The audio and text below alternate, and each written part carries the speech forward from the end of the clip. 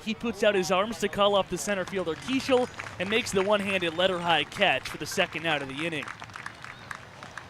So that'll send up Matt Horvath now trying to break the string of what's been 6 batters in a row retired after Taylor, Horvath, and Shaw, as well as Slight, all barreled up balls against Clark to open up in the first inning right here. Horvath was one of them, jumped on the first pitch and hit a hard line drive to left center for a knock. Clark has settled in after that 3-hit top of the first. He's gotten the 2 men out to begin the third. Here's the pitch to Horvath. Breaking ball that drops at the knees for strike 1. 1-1 your score, bases empty, 2 outs here in the top half of the third inning. In the fourth and final meeting between the Braves and the Firebirds this year. The 0-1. Swing and a miss. Horvath went fishing on a slider down low, 0-2. And that's his pitch, 36% whiff rate so far this year. Uses it 25% of the time, and that one just fell off the table. Clark looking for his second straight 1-2-3 inning. From the wind, his 0-2 to Horvath. Swung on and fouled back over the press box behind home plate. The count will remain 0-2. The wind is gentle, just breezing out to left field. Not really going to help any fly balls, but here, fly balls don't need help. Just 300 to left and 314 out to right. The 0-2 to Horvath again. Slider catches the outside corner, caught Horvath looking strike 3. So how about the rhythm? Chris Clark is in on the mound for Orleans. After 3 hits allowed in the first, he's now retired. 7 straight Braves as we head to the home half of inning number 3. 1-1 here from Orleans, the Born Braves Radio Network. Back down to the sidelines, and let's say hello to Ethan Frank. Yeah, Calvin, you mentioned those 3 hits in the first inning. I caught up with Nelson Taylor after his leadoff home run in his first at-bat for the Braves because I was talking to him pregame, like I mentioned on Before the Bravos when I told Back Friday. He told me he was trying to go to left center in his first at-bat, hopefully catch a fastball over the plate and get one in left center and just drive it to the wall and hopefully run around the bases forever. And what happens? I said, Nelson, I thought you were trying to go to left center. He said, well, it ran in on me. I had to pull the ball, and it went into right center, right in the Orleans bullpen, as you were saying, Calvin. So it's Nelson Taylor. You know, he may have been trying to go one way, ends up going to the other, and I think the Braves will take it. So a really good start to Nelson Taylor's Braves career. A solo home run in the top half of the first inning that opened up the scoring tonight. Orleans countered with an RBI single off the bat of the catcher, Connor Burns, in the bottom half of the second, as the score remains tied 1-1 as we begin the bottom half of inning number 3. And for Grundy, very similar to Clark, just flipped in their first 2 innings. For Clark, his first inning got into trouble. It was really good in the second. For Grundy, a 1-2-3 first, but then faced 6 batters in that second inning of work and allowed that 1 run to come around to score, of course, aided by the E5 from Hensler as well. He gets to face the lineup for a second time. We'll see how he changes things up as he looks to keep this a tie game. So he'll start this frame facing the top of the order. Keishel, Urso, and Jones, a trio he retired in order to begin this contest. Keishel, one of Orleans All-Stars, the leadoff man, digs into the right-handed batter's box. Grundy's first pitch. Breaking ball in there at the knees, strike 1. Keishel, the Orleans team leader in hits, at-bats, RBIs. Just now 1 for 11, though, against the Braves this season. The pitch. Hit high and deep to left center field. This is crushed. Going back is Slight at the warning track. He's got just enough room to make the one-handed bell-tie catch right with his heels on the wall out there for a loud first out. Keishel just missed that one, getting a little bit underneath it. The wind was blowing out a little bit towards left field, but now it's calmed down. The flag in right center completely still as we speak, and that one just hung up in there, enough time for Evan Slight to get it. Here in Orleans, you never know with balls hit out there. The first pitch to Urso's hit up the middle, and that's a scorching base hit. So back-to-back pitches, Grundy allows back-to-back rips. One caught by the left fielder Slight, the other one smoked up the middle for a ringing base hit by J.D. Urso. So Orleans will have a runner on with 1 out here in a tie game 1-1 in the bottom of the third inning. So early on, the approach on both ends offensively has been being aggressive. Urso got a first pitch fastball, jumped all over it. We'll see what Cam Jones does here. Grundy was really relying on that slider first time through. Maybe that's why they're jumping on this fastball now. So here is Cam Jones. He bounced to second his first time up. He watched the first pitch slider miss high for ball 1. So Urso leads off of first. Jones, the two-way Georgia State Panther, digs in, a guy who's strictly hit over the past couple of weeks. The 1-0. Fastball downstairs, 2-0. Since he started hitting, a 10-game hitting streak, 16 for 38 in that span, 5 multi-hit games in that span as well. And right in the middle of this Orleans order, batting tonight out of this 3 spot.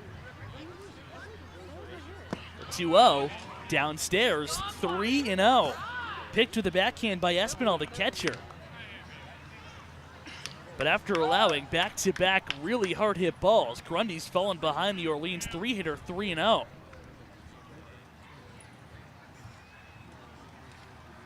Let's see if Jones has the green light from the belt. Grundy's 3-0. Right at the knees, a fastball for strike 1. Isaac Humphrey waits on deck. He extended his on-base streak to 24 games with his second inning single. He came across to score Orleans' only run of this ball game.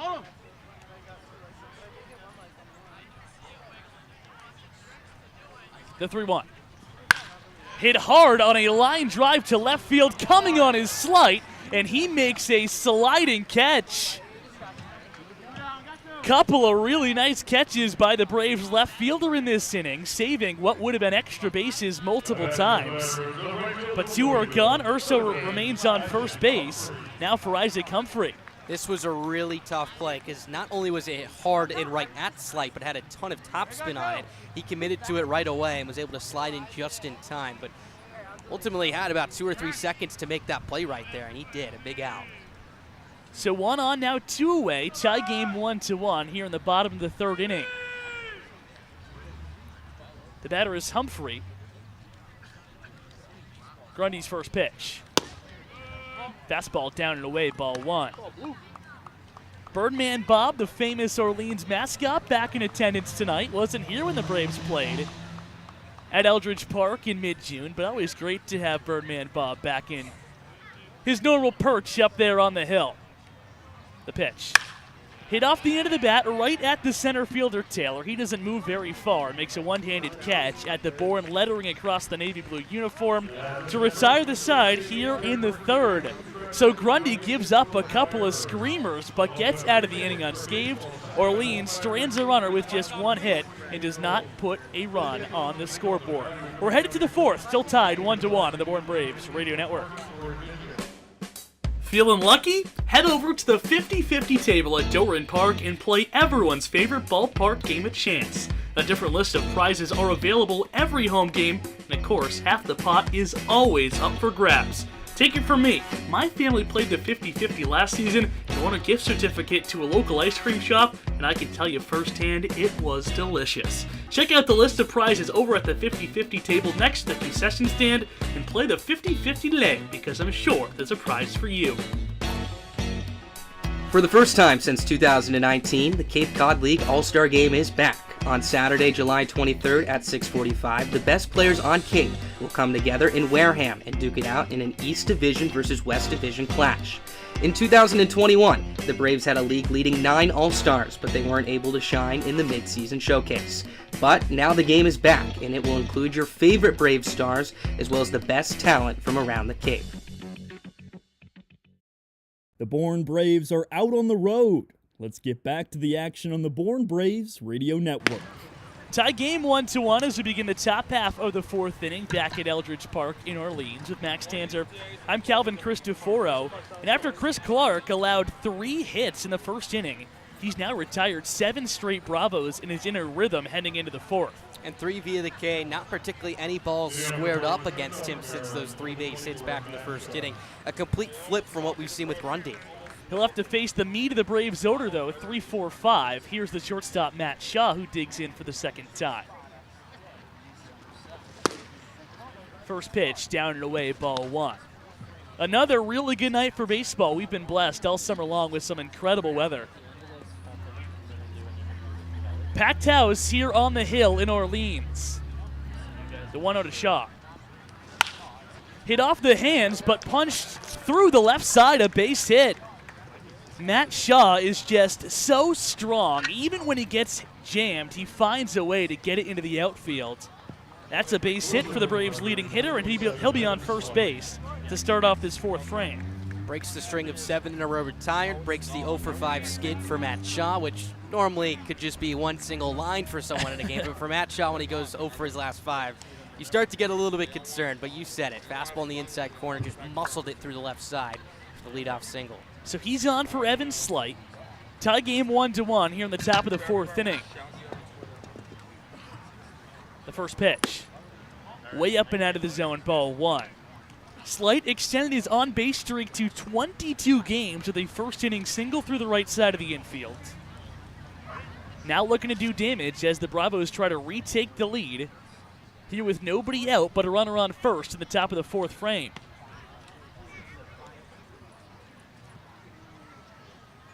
The 1-0. Slider below the zone, 2-0. That was a really good pitch. So they'll appeal and say he didn't go around. That one almost tied up Slight right there. Really showing some wrist strength right there to hold the barrel from breaking the plane right there. But down into lefties, that's a good pitch from Clark. So now an opportunity for Slight, who's hitting at .340 on the season, to do damage here ahead 2-0. Clark will take a look over at Shaw, who's back in with a head first slide. And that's always a threat to go. 18 for 19 stealing bases this season. That leads the Bravos.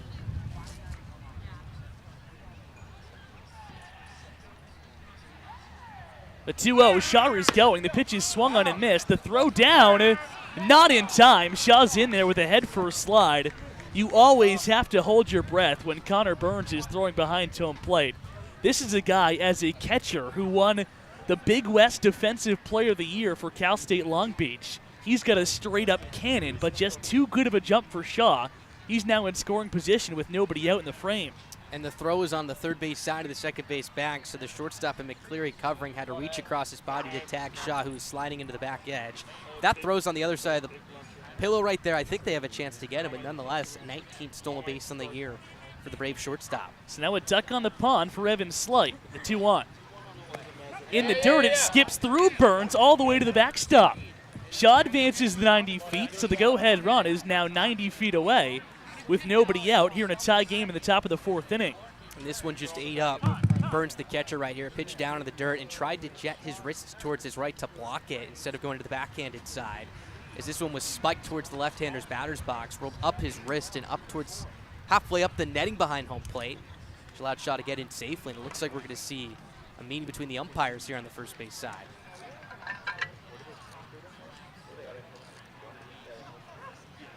So Shaw singled through the left side to lead off this inning. He stole second.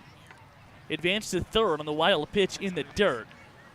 1-1 is your score between the Braves and the Firebirds here in game number 38 of 44 in the Cape League season. The batter is Evan Slight, who stands in with a 3-1 count. This is a pretty long conversation between the umpires, but it doesn't look like anything's going to come out of it, as the situation will remain the same. Runner on third, nobody out, and a 3-1 count to the batter, Evan Slight.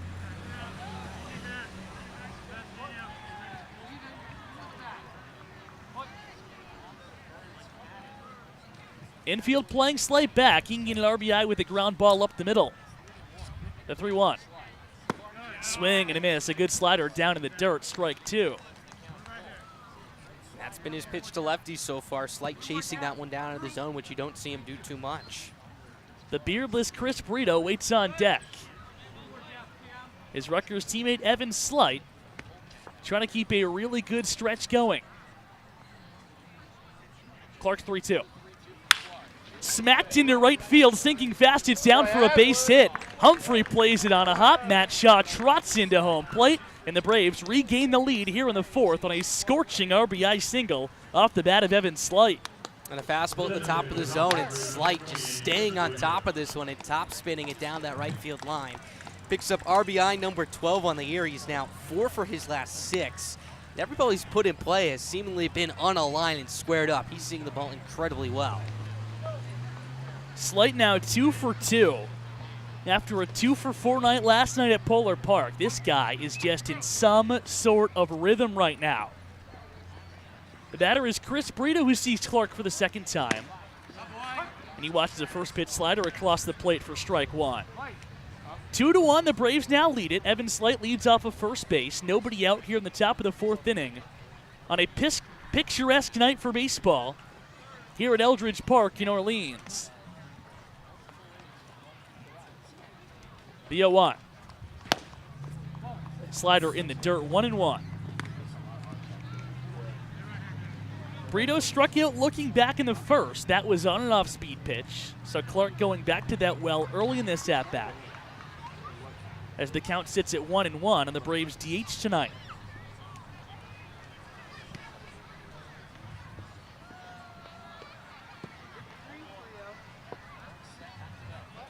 The pitch.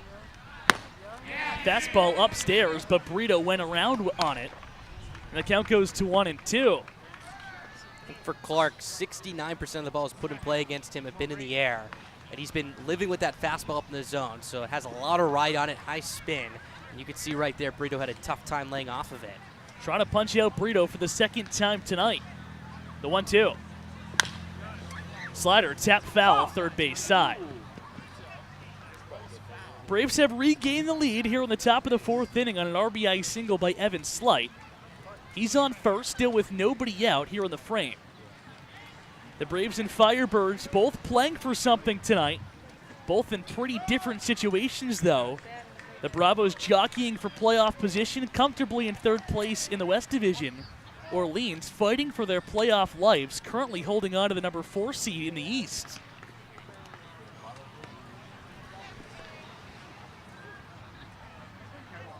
The 1-2. Smacked foul down the first base side.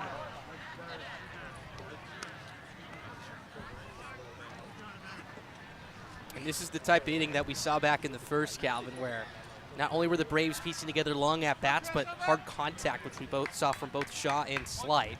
And Brito piecing together a really lengthy plate appearance right here. Clark still searching for that put-away pitch. He'll do the 1-2 again. Swing and a miss. He finally got him fishing on another beautiful slider in the dirt. Blocked off the chest protector by Burns behind home plate, and Clark wins the battle. He punches out Brito for the second time tonight. That's his 4th strikeout, the second via the swing and miss. And for that breaking ball, he's like to live with it at about the knee height, maybe towards the shins on the outside corner, but this one just dropping off the plate, down out of the zone in the dirt. Brito went after it. So 1 out, 1 on here for the 3rd baseman, Wyatt Hensler. The Braves have regained the lead here in the 4th, 2-1. The first pitch. Swing and a miss. He blew a fastball by him, strike 1. Hensler popped out to center in the 2nd inning. Fly ball to center field, unless she hit it 420 feet out there. More often than not, just an out for Keisha, who plays a really good defensive center field.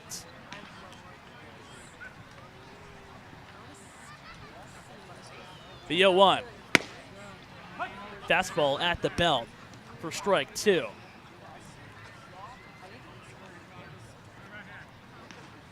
So 1 on, 1 out, 1 in here in the 4th inning. 2-1, the Braves lead it, as the sun is quickly starting to set behind the middle school over the first base dugout.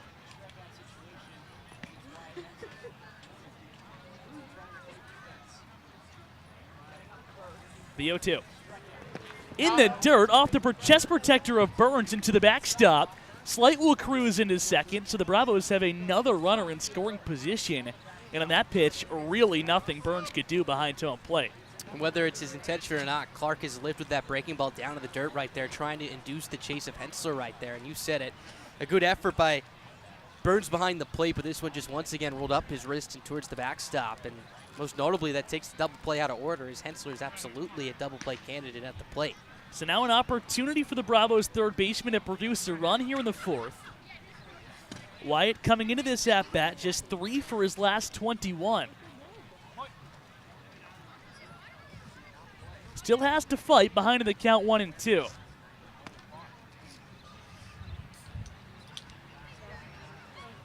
The pitch. Fastball in there, caught him looking, strike 3. A heater right down Broadway, and it froze the Braves third baseman, and he's punched out on strikes, the second strikeout of this fourth inning. And there was that heater after seeing the breaking ball down into the zone. Hensler likely wasn't looking for that fastball, as this was about belt high, a really good pitch to hit, but nonetheless a big pitch from Clark, as that was his final of the night. So Clark's night is done. He leaves punching out back-to-back batters, but allowing the go-ahead run to cross home plate here in the fourth. Runner on second base, 2 outs in the fourth inning. Pitching change here from Eldredge Park, with the Bravos leading 2-1 on the Bourne Braves Radio Network. Missed the biggest part of the game? Don't worry, the Bravos have you covered. Catch the call of the game on the Braves Twitter @BourneBraves to hear the night's biggest moment. From big-time strikeouts to crazy web gems, game-winning home runs, and more, whether you hear it for the first time or you just want to relive the magic, the call of the game will bring back the best moment from the night that was. Free! It's a word you don't hear often, but it's the only word in the Cape Cod League. Every single game on the Cape is free, which means you can bring the entire family, extended family, and the extended family for no charge at Doran Park or to any other game on the Cape. Catch the best collegiate summer league in the nation for absolutely no charge all summer long. Cape Cod League Baseball is back on the New England Sports Network in 2022. NESN will feature 5 Cape League games on its airwaves this season, the first of which comes on June 30th when the Braves take on the Falmouth Commodores, and then the NESN crew comes to Doran Park on July 21st when the Braves host the Wareham Gatemen. All Cape League games on NESN start at 7, and the station will also feature the league's All-Star Game. It's the best summer baseball in the nation, and it's live on the same station as the Boston Red Sox all summer long.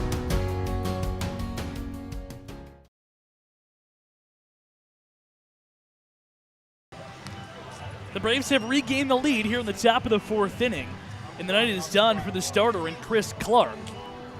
He went 3 2/3, allowing 2 runs, both of them earned. He leaves responsible for the runner on second base in Evan Slight, and Kelly Nicholson goes to the bullpen and elects for Colin Kramer, the left-hander out of Charlotte, in his Orleans and CCBL debut. And over at UNC Charlotte, 25 outings, 7 starts, 55 1/3 of an innings work, struck out 62 batters to 30 walks. So the swing and miss is up there, strikeout per 9 of 10.1. ERA just a smidge north of 4 at 4.07. And again, playing matchups a little bit right here. Hensler rakes against left-handed pitchers, so Nicholson was happy that Clark was able to retire Hensler, and then you get Moylan and Lewis, a couple of left-handed hitters due up right here to try and get out of this jam. So it's up to Moylan to fight through and get a hit off the lefty. He struggled against left-handed pitching this summer. He was 0 for 1 against Clark with a flyout to center in the second inning. But bats with a runner in scoring position, Slate's on second base. 2 outs here in a 2-1 Braves lead in the top of the fourth inning.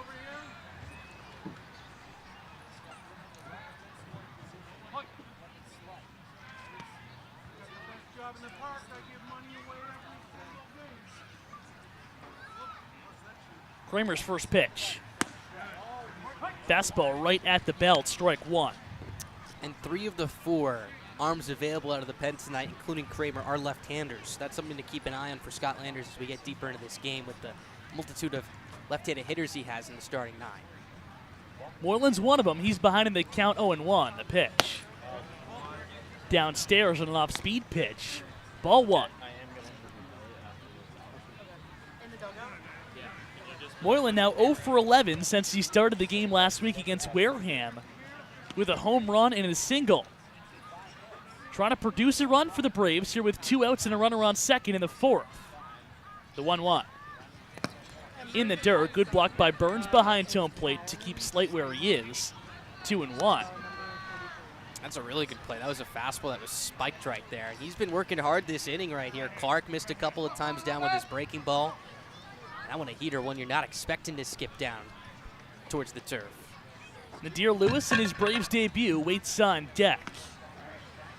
Moylan looking to keep the line moving here with 2 outs in the 4th. The 2-1.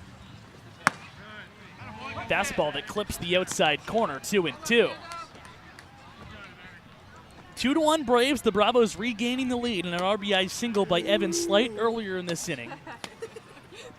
Since Kelly Nicholson has gone to the bullpen, and the lefty Colin Kramer looks to get the Firebirds out of this inning, trailing by just a single run.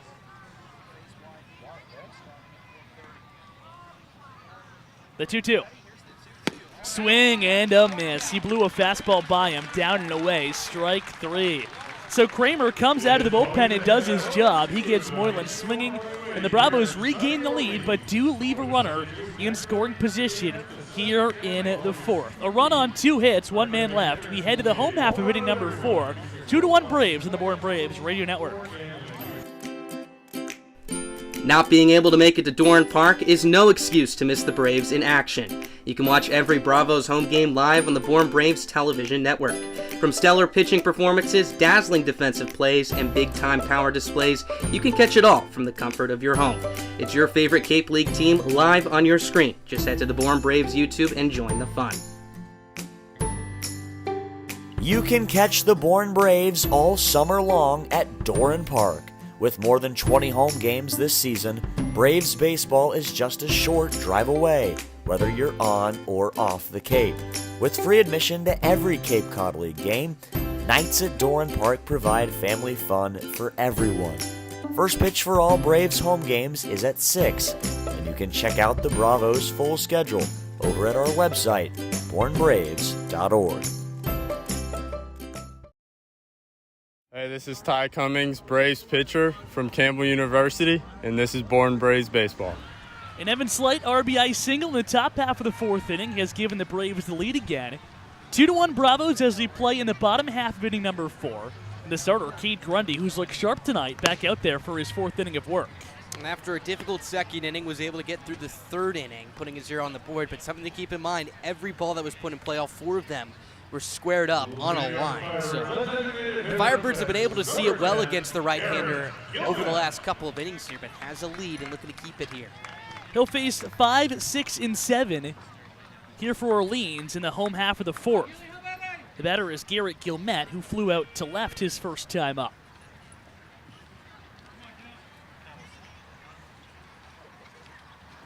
Out of the line, Grundy's first pitch. Swinging a bounding ball down to 3rd. Hensler waits on it, fields, and makes the throw across the diamond to easily retire Gilmet on just a single pitch to begin the 4th frame. And that's the type of statement that Grundy was looking to make coming out after getting that lead. Fastball at the top of the zone. Gilmet was trying to stay on top of it and just tomahawked it straight into the ground. So 1 is gone, nobody on for Drew Metzdorf, the 3rd baseman. 2-1, the Braves lead it here in the bottom half of the 4th inning. The first pitch. Fastball at the knees, strike 1. Sun is quickly set, shadows all around the diamond here as we play into the 8 o'clock hour. The pitch. Chop to 3rd, foul, 0-2. The 4th meeting between the Braves and the Firebirds this season. The Bravos looking to take the season series 3-1 with a win tonight. And Grundy has looked much more confident on the mound of this inning here, working quickly. 3 pitches, 3 strikes so far, all of them quality. Looking for his first punch out since the first batter of the game in Luke Keeschel. His 0-2. Upstairs, 1-2.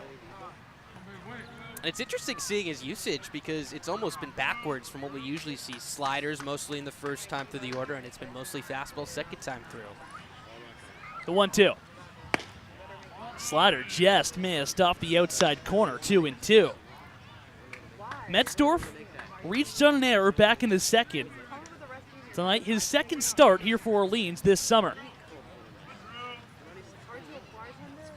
Out of the line, the 2-2.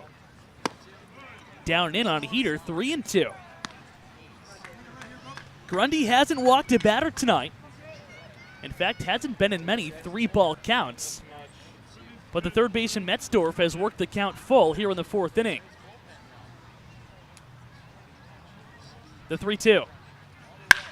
Smacked up the middle. That is a stinging base hit. Right up the box. Drew Metzdorf's on for the second time tonight. This time with a knock, and Orleans gets a runner on with one gone here in the bottom of the 4th. So 5 of the last 6 balls put in play have all been barreled up. That was a rocket right back at Grundy, who spun and just tried to knock it down with his glove with his numbers facing towards home plate, but that skipped past him and quickly over the bag. So look for another ground ball here. It's been a decent mix of GBs this evening so far. We're used to seeing him keep the ball in the air. 1 out, 1 on here in the bottom of the 4th. 2-1 the Braves lead it. And here is Tommy Hupfe, the left fielder. Out of the stretch. Grundy's first pitch. Fastball in the outside corner, strike 1. Hupfe laced a line drive into right field, but caught by Nadir Lewis right at the belt. Back in the 2nd inning. The 0-1. Slider outside, 1-1. Hupfe, another two-way player batting in the Orleans lineup tonight. A guy who tossed 2 innings, allowing just a single hit and no earned runs against the Braves when they matched up earlier this month. The 1-1. Gets the outside corner. Really good pitch there. 1-2.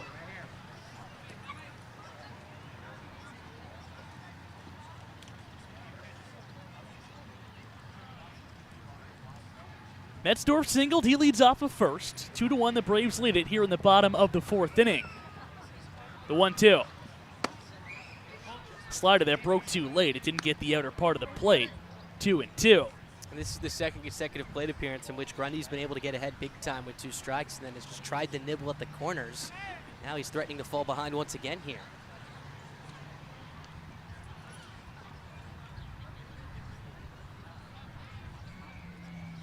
Grundy sets his pitch. Foul tip into the mid. He caught him swinging. Strike 3. So just the second punch out of the evening for Cade Grundy. He gets Hupfe swinging, and 2 are gone here in the 4th. That's a big out right there, and he challenged him with a couple of breaking balls that missed and then sped him up with that heater running away. Good job by Espinal to hold on for that out number 2. So 2 away with the runner on first. And that'll bring in Connor Burns, who delivered an RBI single back in the 2nd to drive home the only Orleans run of the game to this point. Burns, a guy known much more for his glove than his bat, but really loves hitting against the Bravos. Grundy's first pitch. Fastball at the knees, strike 1. Burns, now 3 for his last 5 against the Braves this season after a 2-for-4 outing the last time these 2 teams matched up at Doran Park. Trying to keep this 4th inning going with the Braves leading 2-1. The pitch. Another perfectly placed fastball at the bottom of the zone, 0-2. And not only for Burns has he picked up 3 hits in his last couple of games against the Braves, but in his last 2 starts in total has picked up a couple RBIs as well against Harwich later last week too. So after Metzdorf singled up the middle, Hupfe struck out swinging, and Grundy looks for back-to-back punch-outs here to end the 4th. The 0-2. Way outside. Espinal hops up out of his crouch and snatches it from going to the backstop. 1-2. Wind is gentle, breezing softly out to left field. Short porch out there in left. 300 feet here at Eldredge. The 1-2. Runner is going. The pitch is fouled away. Good job protecting that time by Burns. Stepping out and getting an outside pitch. Fouling it over to the backstop. The count will remain 1-2, and Metzdorf will have to walk back to first base. And that was a good pitch to run on right there, a breaking ball. Good news was for the Braves that it was a hanging breaking ball that Burns had to spoil foul, because if that's down out of the zone and he takes, a really good chance for Metzdorf to take second safely, even with Espinal's arm strength.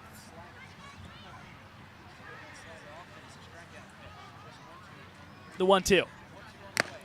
Another foul tip into the mitt and back-to-back punch-outs for Cade Grundy to end this 4th inning. Grundy allows a single with 1 out, but gets back-to-back strikeouts to end the frame. We're through 4 here at Eldredge as the Firebirds strand 1 on a single hit in the 4th. We're through 4, 2-0, instead 2-1 Braves at Eldredge Park on the Born Braves Radio Network. Keep up to speed with the Braves when you're away from Doran Park by visiting our website at bornbraves.org, and be sure to follow us on Twitter and like us on Instagram and Facebook. You'll be kept up to date all year long with the Braves. T-Mobile is proud to sponsor the Cape Cod Baseball League. T-Mobile is committed to serve those who serve, and that's why they go above and beyond for our active duty military and veterans. Visit your neighborhood T-Mobile store or T-Mobile.com to learn more. A night at the ballpark is one of the best ways to spend a summer evening with the family. With free admission to Doran Park and every field on the Cape, you can bring along the entire crew to experience a free night of fun at the park. Catch the best collegiate summer baseball league with the whole family all summer long, with tickets starting and ending at $0. To find the full Braves schedule, head over to our website, bornbraves.org. The 2021 West Division champs are defending their title. Now back to Born Braves baseball. Top half of the 5th inning, 2-1 Braves your score. Welcome back to Eldredge Park. As the sun starts to set on a glorious night for baseball this evening, Max Tanzer joined alongside Calvin Cristoforo. As Colin Kramer comes out for his first full inning of work, was tasked with facing Josh Moylan with a couple of runners on base and was able to strike out the big left-handed first baseman to retire the side. 8-9-1 due up here for the Braves. Nadir Lewis, the left-handed hitting right fielder, will lead things off. Kramer from the stretch, kicks and fires his first pitch. Is swung and popped up over our heads, third base side and out of play. 0-1 the count. That'll be Alan Espinal who's on deck, then Nelson Taylor in the hole. Will flip the lineup over for a third time. Braves up by 1. We're able to push across the go-ahead run on an RBI single from Evan Slight just an inning ago in the top of the 4th.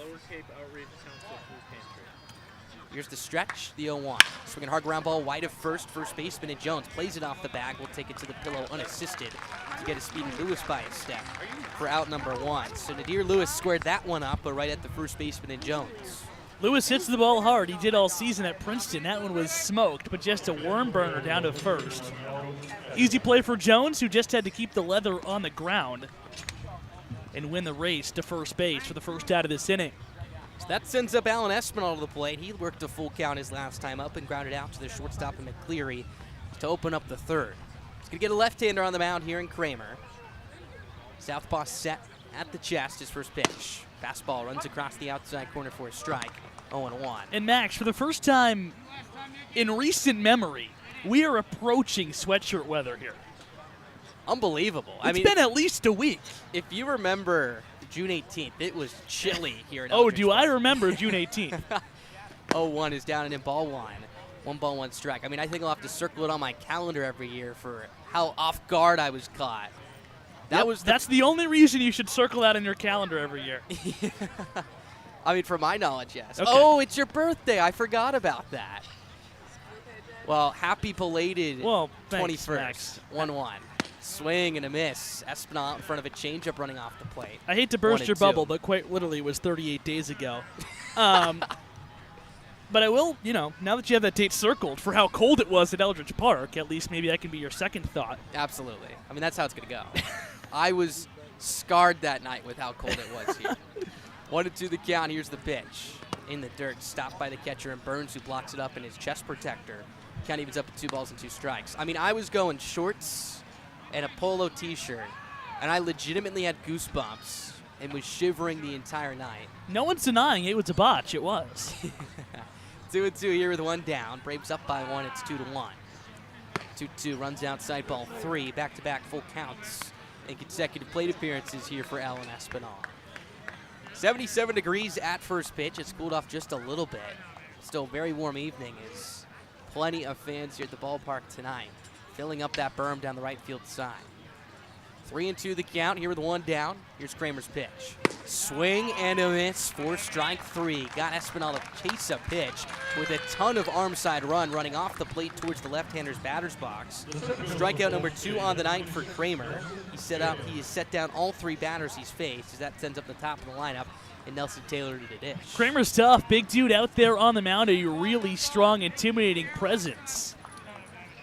Has controlled the strike zone tonight. A guy who stands at 6'5", 225 pounds, attacking the bottom of this Braves order. So here's Nelson Taylor. He's 1 for 2, homered back in the first inning, and what was his first plate appearance wearing the Bravos blue. He shows bunt, pulls back, takes a strike on the outside corner. 0-1. And I wonder if that is a thing he does. He has squared to bunt on the first pitch in all 3 at-bats tonight. Obviously, he bunted and then went bridge in the first.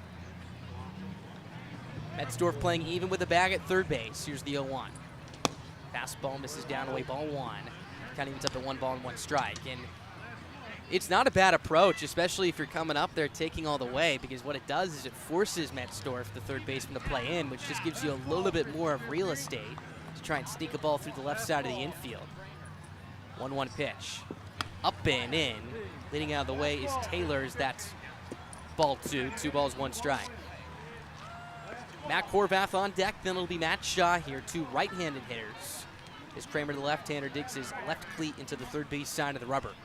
Braves up by 1 here in the top of the 5th inning, just about halfway through this one at Eldredge Park.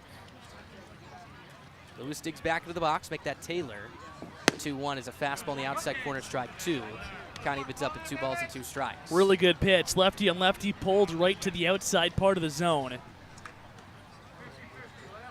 A strong pitch for the second strike of this at-bat. That fastball has shown a lot of arm side runs, so it'll get quickly into the kitchen of Taylor if Kramer wants to run one inside, maybe even off the plate. Burns sets up inside. Now readjusts out the 2-2. Fastball on the outside corner, rings up Taylor for strike 3. How about Colin Kramer coming out of the pen has retired all 4 batters he's faced, 3 via the punch out. That's going to do it for the top of the 5th. Braves lead it 2-1. But before we head to break, let's head down to Ethan Frank for some Around the Cape on what's just a tremendous day for baseball here in the Cape. Oh, couldn't be more tremendous unless we started at 4 p.m. like they did in Brewster. Early sunset means early start times because there are no lights at Stony Brook Field. 3-1 win over the Harbor Hawks for the Whitecaps today. That's a big win in the East Division standings. Brewster moves into 2nd place, and if things hold, they'll stay there for the night because Falmouth is leading Harwich 7-3 in the bottom of the 5th inning. So Katuitt, if they come back right now against Chatham, down 2-0 early in the bottom of the 3rd, they will pass Hyannis to move back into 1st in the West.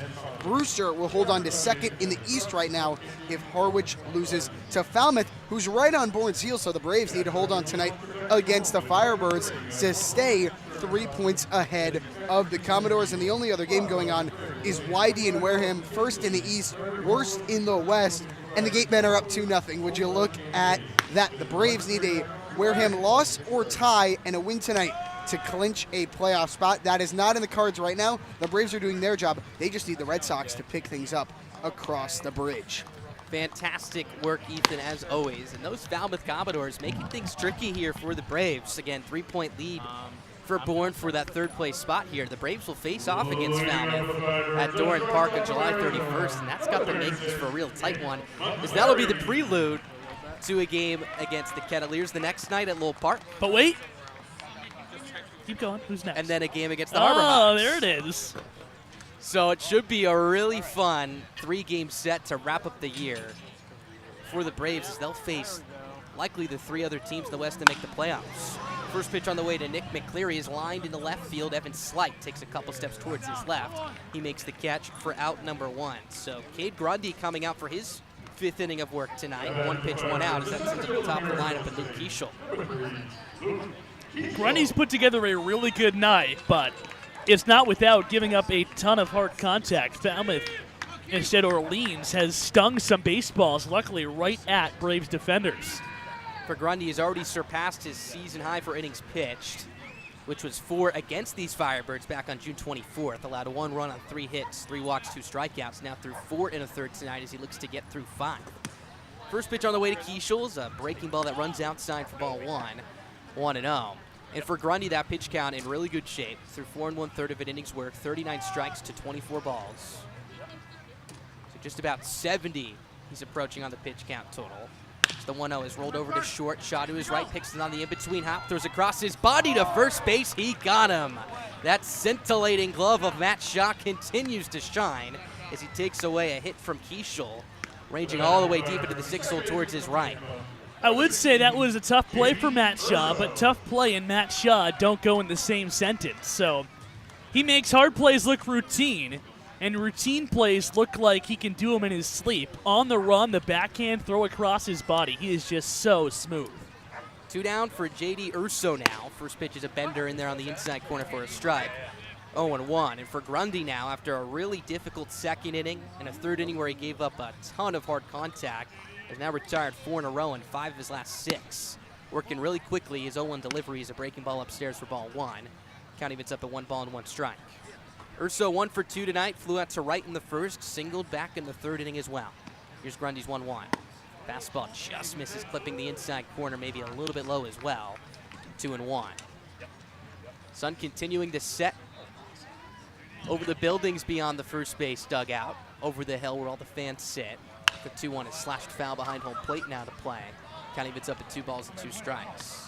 Lights fully in play now as the entire field is covered in shadows. We're approaching twilight time here at the ballpark. Again, a 6:30 start time here in Eldredge, so a little bit later than the Braves are accustomed to, usually starting at 6 o'clock at Doran. 2-2 the count here with 2 down. Grundy's pitch. Breaking ball misses up and in, ball 3. 3-2. Grundy looking to twirl together his first 1-2-3 inning all the way since his first inning of work, where he set down Keishel, Urso, and Jones in order. He'd love to set down Urso here. His payoff pitch. Swinging a hard line drive with some slice. Coming in is the right fielder, Lewis. He'll have to play it on a hop. So a single for Urso, his second hit of the night. He's now 2 for 3 as that breaks the string of 4 batters in a row retired. And that's good for the 5th hit of the night for Orleans. Urso's been seeing the ball well. Big hit last night. Tonight coming back with a couple of knocks. A guy who was known for his glove early in his college career, but has turned it around to be a dual-threat player. And Urso is 1 for his last 18 entering tonight's game, so a 2 for 3. He's got to feel good. Here's Cam Jones with 2 away. Braves up by 1, 2-1. First pitch is a breaking ball that runs outside. 1-0 the count. If Grundy can get through this inning unscathed, would be in line for the win, which would be his 2nd of the season. First was in his first outing against Harwich on the 17th of June. Next pitch is a fastball right on the outside corner for a strike. Count evens up at 1-1. It's been a really big zone low tonight, and both pitchers have really benefited from that. Grundy attacking Firebirds hitters at the knees. Cameron By warming up the bullpen over the left field wall for the Braves as we speak. 1-1. Breaking ball, a strike on the outside corner. Really good spot from Grundy. 1-2.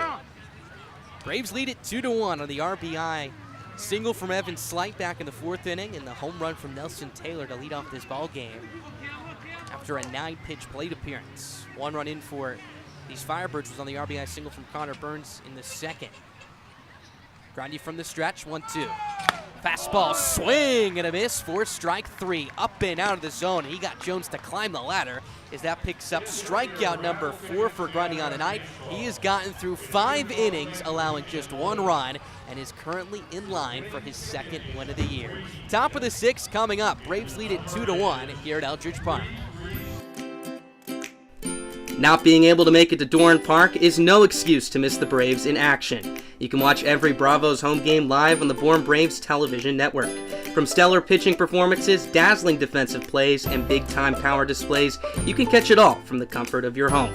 It's your favorite Cape League team live on your screen. Just head to the Born Braves YouTube and join the fun. You can catch the Born Braves all summer long at Doran Park. With more than 20 home games this season, Braves baseball is just a short drive away, whether you're on or off the Cape. With free admission to every Cape Cod League game, nights at Doran Park provide family fun for everyone. First pitch for all Braves home games is at 6, and you can check out the Bravos' full schedule over at our website, bornbraves.org. This is Seth Keener from Wake Forest, right-handed pitcher, and this is Born Braves Baseball. Top half of the 6th inning. Welcome back to Eldredge Park. 2-1 Braves your score. Max Stanzer joined alongside Calvin Cristoforo. As Colin Kramer comes out for his second full inning of work, has gone through an inning and a third tonight. His stuff has been electric so far. He's retired all 4 of the batters he's faced in order and has picked up 3 strikeouts of those 4 batters, including back-to-back in Espinal and Taylor, to cap what was a 1-2-3 5th inning. So that'll send up Mac Horvath to the plate. 2, 3, and 4 due up against the left-hander. In fact, 2 righties in Horvath and Shaw than a left-hander in Slight, who actually hits better statistically against lefties this year than the right-hander. Horvath digs in. Here's Kramer's first pitch. Swinging a high fly ball deep out to center field. Keishel sprinting back, twisting and turning towards his left in front of the track. He's there to make the catch in what's a massive center field here at Eldredge Park. 434 feet out there as Horvath gave it a ride, but allowed out number 1 nonetheless. You hear it, you see it, you look up, you're like, wow, that ball is stung. And then you notice the 434 marker in center field. Plenty of room for Keishel to get out there, I'll tell you this much. That ball is amongst the birds in the trees at Red Wilson Field in Yarmouth. Oh, no doubt about that. I mean, what is that, 380 to center? It's like I think it's 354. So it's I said 350 at first, and I was like, there's no way. But literally yeah. 80 feet shorter. Here's Matt Shaw. First pitch, swing and a miss. Fastball running off the plate for strike 1. 0-1 the count. Now, it makes up Eldredge Park I'm talking about for the dimensions. 314 feet down the right field line and just 300 feet down the left field line. I mean, Matt Shaw could get jammed and top spin one inside the pole if he really wanted to. 0-1 pitch. Swinging a tapper right back towards the mound. Kramer towards his right, plays in the long hop, will shorten up and flip over to first base to retire Shaw for out number 2. Shaw hustling as he always does. 2 away. And I was looking through my Twitter today, and our very own Joey Kurtz tweeted out today a little nugget about Matt Shaw that I thought was amazing. Joey had the pleasure of being in the dugout for the All-Star game at Spillane Field last weekend, and Matt Shaw picked up a hustle double. And Joey was tweeting about how Matt Shaw went into the dugout and a teammate asked him on the All-Star team, why are you going 100% in the All-Star game? And he said, well, why would I not be? And that's just Matt Shaw in one sentence right there. That was a soft comebacker back to Kramer, and he was running it out all the way. First pitch to Evan Slight is a fastball on the outside corner. 0-1 the count. Shaw, of course, with a lot of speed, trying to take advantage of that as well. 19 stolen bases now after his stolen bag in the 4th. Lefty on left here with 2 down. Braves lead it 2-1. 0-1 is a fastball on the outside corner, knee high for a strike. Perfect spot for Kramer. He continues to pound the zone. He's ahead 0-2. He's picked up 3 strikeouts on the night, 2 of which have ended an inning. Chris Brito on deck, a right-hander who loves to face the lefty. The 0-2 from Kramer.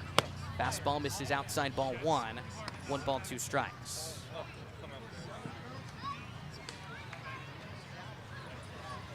So Slight is 2 for 2 tonight, looking to keep his hitting ways going here. Extended his on-base streak to 22 games after his single in the 1st.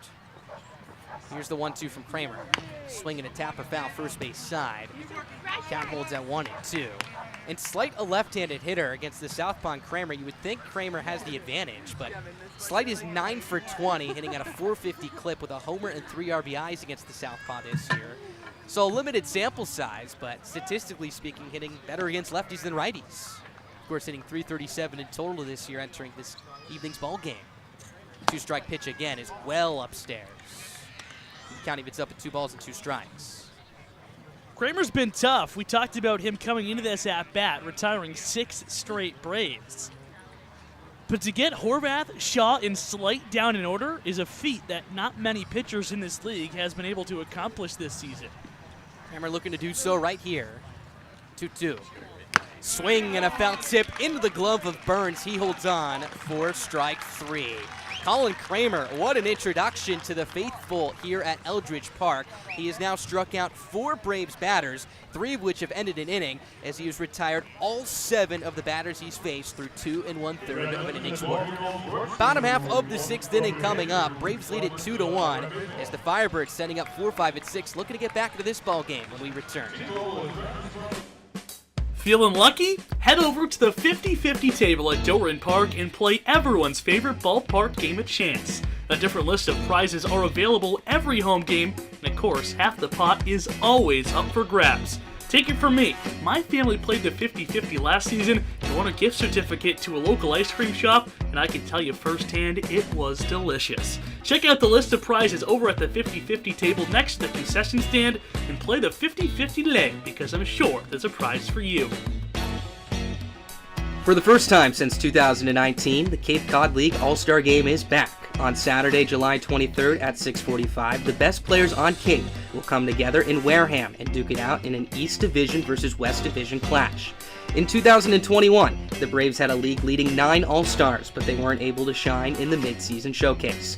But now the game is back, and it will include your favorite Braves stars, as well as the best talent from around the Cape. Want to look like a Bravo? Well, there is one place where you can find the official gear of the Bourne Braves, and that is at the Bourne Braves Pro Shop. Open during every home game and located on the ground level of the press box, you can find Braves hoodies, t-shirts, hats, and more, all in just one place. Wear the same gear as the players and rep the Braves wherever you go. Visit the Braves Pro Shop today and let the rest of the Cape know you're repping the Bravos. Make sure to follow the Braves on Twitter at Bourne Braves for all of your favorite Bravos content. From in-game score updates to player interviews and so much more, the Braves on Twitter is the place to go for the most up-to-date information on the Bravos. Make sure to follow us today at Bourne Braves. This is Ryan Fisher, right-handed pitcher, New Jersey Institute of Technology. Go Bourne Braves. Bottom half of the 6th inning, Braves holding on to a slim 2-1 lead. Welcome back to Eldredge Park. Max Stanzer joined alongside Calvin Cristoforo.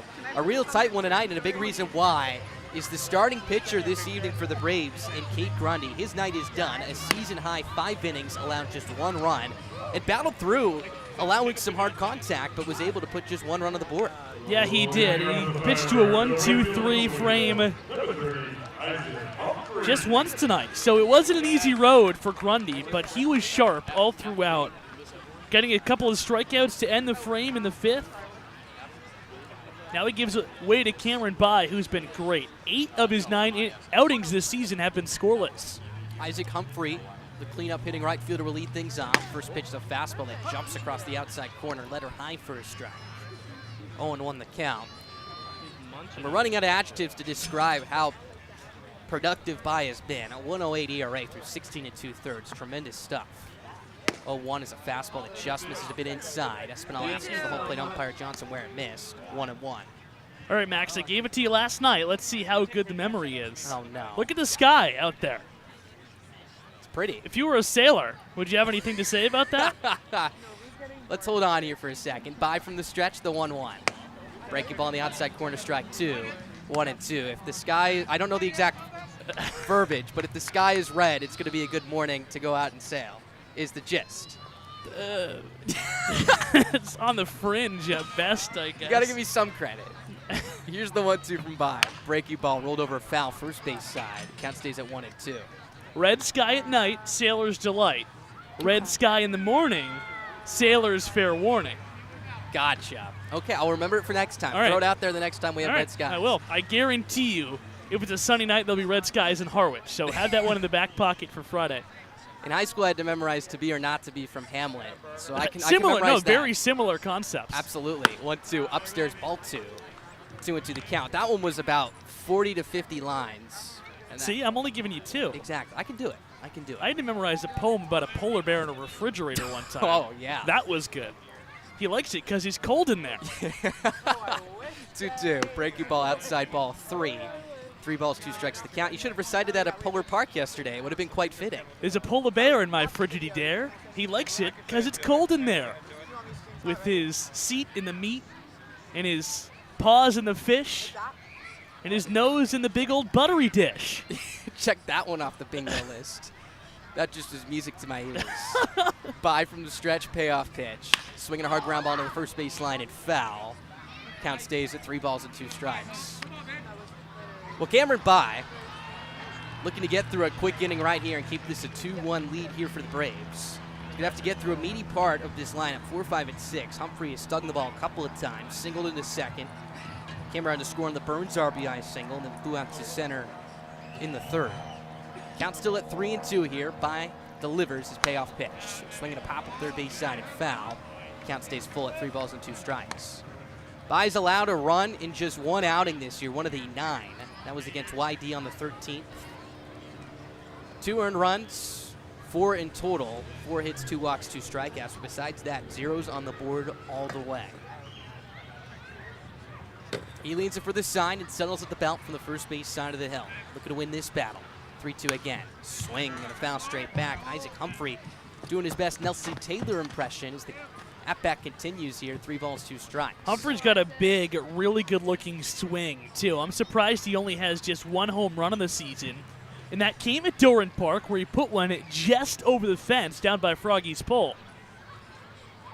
Here's the 3-2 again. Fastball upstairs, 4-4. That was the 10th pitch of that plate appearance, and Humphrey is able to work the walk, so he one-ups Taylor. Taylor, of course, hit the home run. Just a walk for Humphrey, but either way, the Tiger run at first base here to open this bottom half of the 6th inning. So here's Garrett Gilmet coming to the plate here, a right-hander, a good double play candidate for Bye. For Cameron Feast, the Firebirds back all the way on June 18th, the last time the Braves were here at Eldredge Park, and tossed 2 scoreless innings on 2 hits, no walks, and 2 strikeouts. Bye's first pitch, swinging a high, towering fly ball left field. Evan Slight trailing towards his right. He is there, and he makes the catch in front of the wall for out number 1. Had a long way to go right there, but was able to put it away. As remember, it's just 300 feet down the left field line, so in most ballparks, that's not necessarily the first ball to think that it's going to go out, but Slight was able to run it down. It's scary, man, down there. It doesn't feel like 300. It feels like 270. Yeah. Every ball just popped up to left. You got to hold your breath. So here's Drew Metzdorf to the plate, 1-on-1 down. First pitch is well upstairs with a fastball for ball 1. 1 ball, no strikes. Metzdorf has reached base twice tonight. Singled back in the 4th inning, reached on the E5 charge to Hensler back in the 2nd inning. That allowed that inning to continue. That was the only frame that the Firebirds have scored a run tonight. 1-0. Fastball pumps across the inside corner. Count evens up at 1-1. Metzdorf now 2 for 6 through a game plus here in his Cape Cod League career. Again, one of the few Orleans players to make their debut over the last couple of nights here. Kramer, of course, who's been shining this evening on the mound in relief, making his debut as well. Next pitch, swinging a tap or foul over towards the third base dugout. Count moves to 1 ball and 2 strikes. And if you're scoreboard watching around the Cape tonight, the Harwich Mariners in a 5-run 6th inning have taken the lead at the Gov. 8-7 M's, still with runners on 1st and 2nd and just 2 outs in that frame. That is huge for the Braves, who lead the Commodores only by 3 now for 3rd place. Here's the 1-2 from Bye. Runner goes, swinging a high pop-up on the infield. Matt Shaw, the shortstop, takes a couple steps in, readjusts back. He's there to make the catch for out number 2. Humphrey retreats over to first base, so 2 away here for Bye. The Braves will get to see those Harwich Mariners for the first time in a while. 1 at home tomorrow at Doran Park. It starts at 6 o'clock. And then after a day off on Thursday, on Friday, they'll travel to White House Field to take on those Mariners for the first time in over a month. That at 6:30. Also around the Cape, YD's cut it to 1, 3-2 Wareham in the 7th. Chatham up by 2, 3-1 in the 4th on Katuitt. Here's Tommy Hopfee to the plate with 2 down. Check over to first base. Humphrey will get back in safely. And again, the Braves with a win tonight in a Gateman loss or tie to YD, the best team in the East and in the league statistically. They could clinch a playoff spot as they look to defend their Western title. First pitch, swinging a hard ground ball right to the first baseman, and Moylan, who falls to a knee to play it on a hop, will take it to the first base bag unassisted, as that will retire the side. No runs, no hits, no errors. 1 runner left on here for the Firebirds in the bottom of the 6th. We're heading to the top of the 7th. Back third of this ball game coming up. Braves looking for some insurance. It'll be big Chris Breeder to lead things off when we come back. Keep up to speed with the Braves when you're away from Doran Park by visiting our website at bornbraves.org, and be sure to follow us on Twitter and like us on Instagram and Facebook. You'll be kept up to date all year long with the Braves. T-Mobile is proud to sponsor the Cape Cod Baseball League. T-Mobile is committed to serve those who serve, and that's why they go above and beyond for our active duty military and veterans. Visit your neighborhood T-Mobile store or T-Mobile.com to learn more. A night at the ballpark is one of the best ways to spend a summer evening with the family. With free admission to Doran Park and every field on the Cape, you can bring along the entire crew to experience a free night of fun at the park. Catch the best collegiate summer baseball league with the whole family all summer long, with tickets starting and ending at $0. To find the full Braves schedule, head over to our website, bornbraves.org. BornBraves.org, the official website of the Bourne Braves, is your one-stop shop for everything Bravos. From directions to the ballpark, the full game schedule, team information, game recaps, roster news, and more. BornBraves.org is the place to go for information on your favorite team on the Cape. This is Bourne Braves Baseball on the Bourne Braves Radio Network. You can listen to all 22 Braves regular season contests away from Doran Park here on our YouTube live stream. Can't make it to Chatham? Too worn out for Wareham? Too busy for Brewster? Not to worry. Just search the Bourne Braves on YouTube, sit back, relax, and enjoy a summer night listening to your favorite team on the Cape. Let's take you back out to the ball game. It's time for more Bourne Braves baseball. Top half of the 7th inning, Braves lead it 2-1. As they look to get some insurance here as we enter the back third of this ball game. Chris Brito will lead things off against a new pitcher in relief of Colin Kramer, who was tremendous tonight. 2 1/3 of a perfect scoreless relief. Makes way to Tommy Hopfe, who started in left field. So he comes in the game to pitch. Jake Bolger off the bench will man left field as the first pitch to Chris Brito is in there for a strike, 0-1. This Hopfe 12th appearance of the season, 20 innings of work, an ERA of 3.15. 0-1 to Brito. Swing and a miss. Quickly ahead is Hopfe of Brito. 0-2 the count. And when he pitched at Doran Park earlier this month, he had quite the swagger to him. 2 scoreless innings, striking out 4 Braves. Here's the 0-2. Swing and a foul straight back. Brito took a big rip at it, breaking ball over the heart of the plate.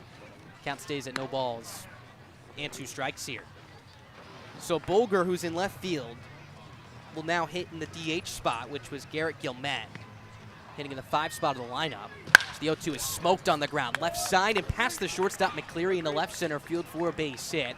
Chris Brito barreled that one up, and that's an understatement right there, as that single was sizzling through the infield and into the outfield for Brito's first knock of the night. I mean, you didn't need to see that play to know it was a base hit. I mean, just the contact. That was smothered through the hole.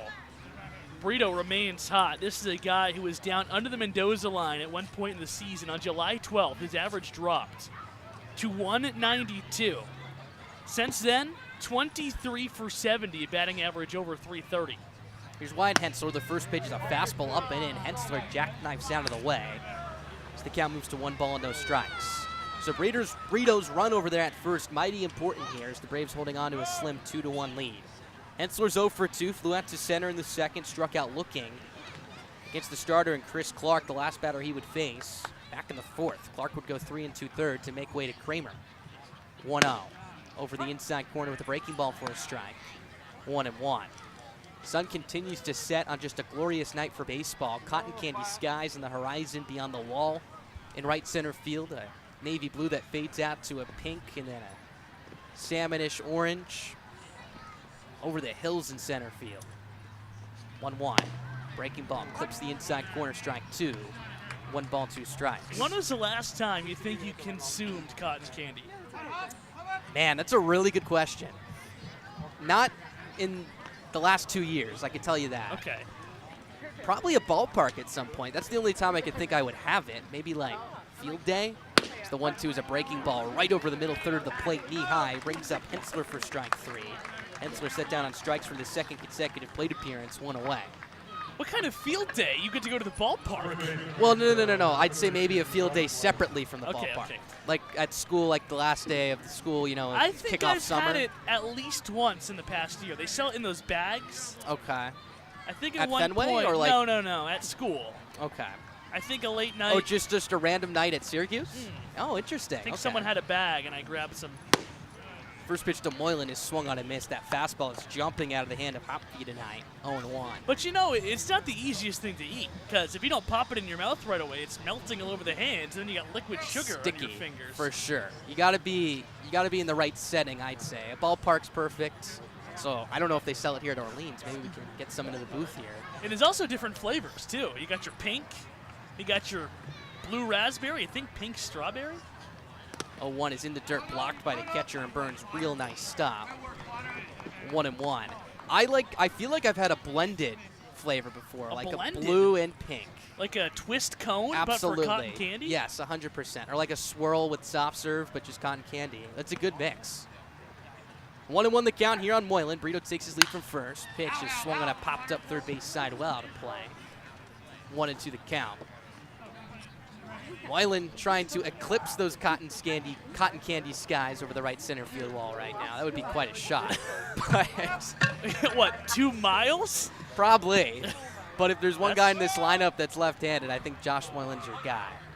Carson Jones could put up a good performance, I'd say, too. I don't think anyone's hitting it over 10,000 feet. 1-2. Fastball up and in, ball 2. 2 balls, 2 strikes. Either way, it's a good target out there. A lot of fans out there behind the walls in right center field. The home Orleans bullpen in that direction as well. That was where Nelson Taylor left the yard back to open up this game in the first inning. An important run as the Braves lead by 1. Check over to first. Brito gets back in standing up. One of them looking to snap out of a 2-for-15 skid. If you take away his 5-for-9 stretch from June 29th to June 30th, highlighted by that walk-off double against Harwich. He's hitting 105 cents coming into tonight. Next pitch is up and away, another ball. Count runs full at 3 balls and 2 strikes. He was 0 for 4 back in his last start with a couple of strikeouts.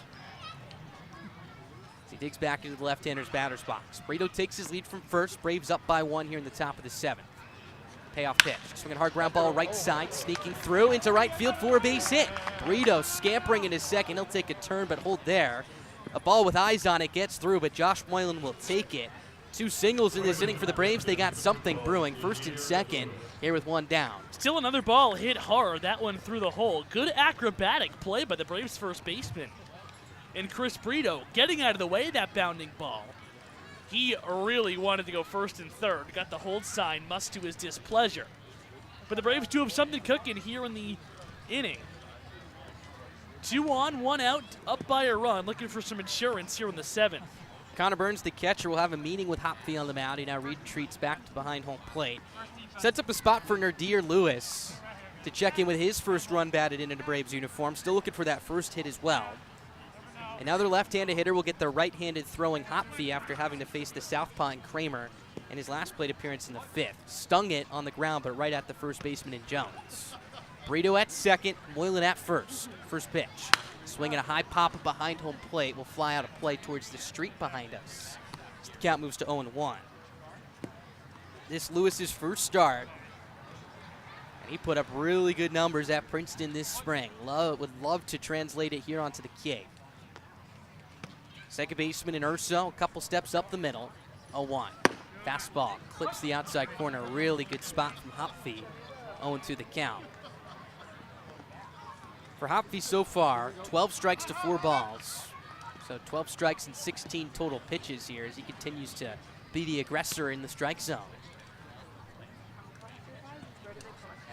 0-2, swing and a foul straight back. A huge rip from Lewis on that one as he scampers towards the third base side after that hack. Count stays at no balls and 2 strikes. One thing about Lewis, he does not get cheated. Even on his ground out back in the 5th, he took a big rip at a fastball and rolled it over. Still hit it pretty hard, but this is a guy looking to do damage every time he steps to the plate. First and second, 1 down. Braves up by 1 here in the top of the 7th. 0-2 again. Swing and a miss for strike 3. Hopke blowing a fastball by Lewis for his second strikeout, and that's a big one. Holds Brito at second base and Moylan at first, and now it's going to be up to Alan Espinal here with 2 outs to drive in a run. Espinal 0 for 2 tonight, grounded out to short in the 3rd and struck out swinging in the 5th against Kramer. In both plate appearances, has been able to work the count full at 3 balls and 2 strikes. Looking to put the ball in play this time here. Righty on right. Both runners will be going on contact. First pitch is a fastball upstairs, ball 1. 1 ball, no strikes. Not the fastest combination of base runners on right now for the Braves, but still a single. Should score Brito from second with him running on contact. Espinal slightly closed off as he digs into the right-hander's batter's box. Looking for RBI number 5 on the year, if not more. 1-0. Swinging a soft tapper foul towards the third base on deck circle. Count evens up at 1 ball and 1 strike. If there weren't a wall and a fence right there, that might hit our crowd mic, which lays a couple feet towards the right of the first base dugout. How about that for an effects feed? Absolutely. Literally effects feeded into your home. Could hear that ball trickling towards you. Fed, not feeded. My bad. 1-1 pitch to Espinal. Fastball up and in, ball 2. They continue to ride it high to the Braves' backstop. 2 balls and 1 strike to count. We're making up words tonight. Feeded. It's not a word, right? It's fed. Fed, I would say. Yeah, okay. I'll have to look that one up, though. I might have said the same thing. No, it has to be fed. Feed is not a word. Defeated. 2-1. Swinging a pop at first base side over towards the berm. As the count evens up at 2 balls and 2 strikes. Crowd is still hung on tonight. Of course, a really tight one here. Playoff implications for both sides. What's turned out to be a very pleasant night as well. 77 degrees at first pitch. Low 70s now as we speak. Runners take their leads. Brito at second, Moylan at first, 2 balls, 2 strikes. Pitch on the way is a shattered back round ball to the left side. Off the glove of the third baseman, Metzroff. That's in the left center. Brito rounding third. He's going to score standing up as the Braves catch a break. They take a 3-1 lead. Running on contact, Brito into third, and once it hit off the third baseman, Metdorf's glove, and popped into short center field, Brito was going to score, rumbling around third base. Espinal did what needed to be done there, put the ball in play. Good things happen. Braves have opened up their largest lead of the night, and they're going to give Espinal an RBI single. How about that? So he picks up the hit, and that's his 5th RBI this season. They grant him an RBI as well. So the Braves take a 3-1 lead. So that brings up Nelson Taylor to the plate now. First and second, still 2 down. Both runners will be going on contact here.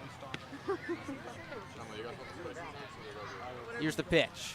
Swinging a high fly ball, shallow center field. Keishult taking a couple steps towards his right and towards the left center field gap. Pete camps underneath this one to make the catch to retire the sign. But the Braves add on to 1 more on this single from Alan Espinal to extend their lead to 3-1 through 6.5 tonight. It's stretch time here at Eldredge Park, but before we head to the bottom of the 7th, let's send things down to the sidelines. Ethan Frank, what do you got for us? I got some information about what's providing the good vibes in the Bravos dugout the last few days, and that is that Drew Cook, son of pitching coach Brad Cook, is back hanging in the dugout. Him and Ty Cummings are way in the back corner, back near where I stand, and they're just doing all sorts of fun stuff. They're chirping at the Orleans mascot. They're just keeping the vibes light in the dugout because it's stretch time. It's the dog days of baseball. You're just really trying to lock in, but he's keeping the mood light. Everyone loves him in the dugout, and he is just giving the Braves the energy they need on the field. You could say they were gifted a run right there in the top of the 7th inning, but maybe it's the good mojo that comes from having fun in the dugout and keeping the vibes in a good mood. And Max and Calvin, I know you both have experienced your long days of baseball before. What would you say is the thing that kept you in the best mood in the dugout that had nothing to do with the play on the field? It's a really good question. I'd say for me personally, just being with my teammates, and I think a lot of the players here would relate to that, because they don't know each other coming into the summer, or at least a lot of them don't, but they get to know each other. They're playing with each other every single day, riding on the bus.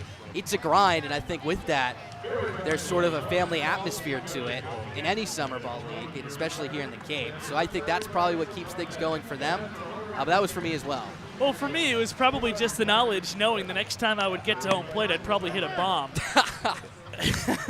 I'm surprised that one coming out. I'm just kidding. But hey, similar thing. You're just having fun with the guys, no matter how hard it is, no matter what game it is. You're with your friends. You're playing ball. I mean, what can be more fun on a summer night? No doubt about that. So the Braves lead at 3-1 as we enter the bottom of the 7th. The official ruling on the Alan Espinal single was a single, but they gave Metzdorf, the third baseman, an E5 as it glanced off his glove. So there will be no RBI for Espinal, as it was the E5 that allowed Brito to score from second base. Nonetheless, the Braves lead by 2 now. As Cameron By comes out for his second full inning of work here in the bottom of the 7th. 8-9-1 due up. Here comes Connor Burns to the plate. Burns is 1 for 2. Righty on right, By's first pitch. Swinging a broken back round ball past the third baseman Hensler into left field for a base hit. Is the barrel of the bat goes flying towards the Braves third baseman. What a sound on that one right there. Have you ever heard that noise on a baseball field before? I cannot wait to go back and listen to that because, one, the shrapnel from this bat, there's about 3 or 4 pieces that the bat boy for Orleans has to pick up. What was that? The barrel of the bat went flying. I mean, that was a doink. I've never heard that in my life. Almost sounded like a metal bat, if anything more than like a wood bat. He was trying to do his favorite Corey Parkey impression. Just a clunk. I don't know what that was. We'll see what they roll it. They're going to call it a single. So Burns picks up his second knock. That's his 4th hit against the Braves this summer. 4 of his 8 hits now, half of them against Bourne this year in 46 plate appearances. There's a snap throw to first base on a pitch upstairs. A strike. Back in safely goes Burns. 0-1 the count as McCleary whiffed through the bunt attempt. And you know the saying, a bloop and a blast can turn this game on its ear. Well, that's your bloop. In a place like Orleans, where it's 300 feet down the left field line, you got McCleary and then Keishel. A couple of guys who are more than capable of putting one out of the yard. Keishel especially with 4 home runs in the season. Home run will tie this game. McCleary shows bunt again, pops it up foul towards the first base dugout. So McCleary quickly behind here at no balls and 2 strikes. So Burns over there at first base, not a plus runner, but does force the tying run at the plate, and you have the top of the order in Keishel on deck and then J.D. Urso to follow. 3-1, Braves your lead, and after this start to this bottom half of the 7th inning, that will run in the top half of the 7th, that much more important. 0-2.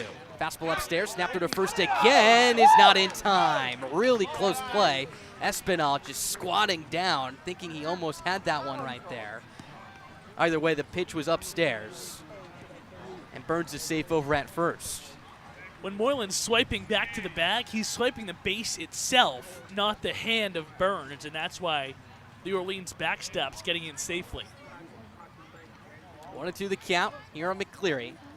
Pitch is a breaking ball that jumps right over Broadway for strike 3, and McCleary knew it. Strikeout number 1 on the night for By. Out number 1 here in the 7th. That holds Burns at first base. A nasty 12-6 breaking ball.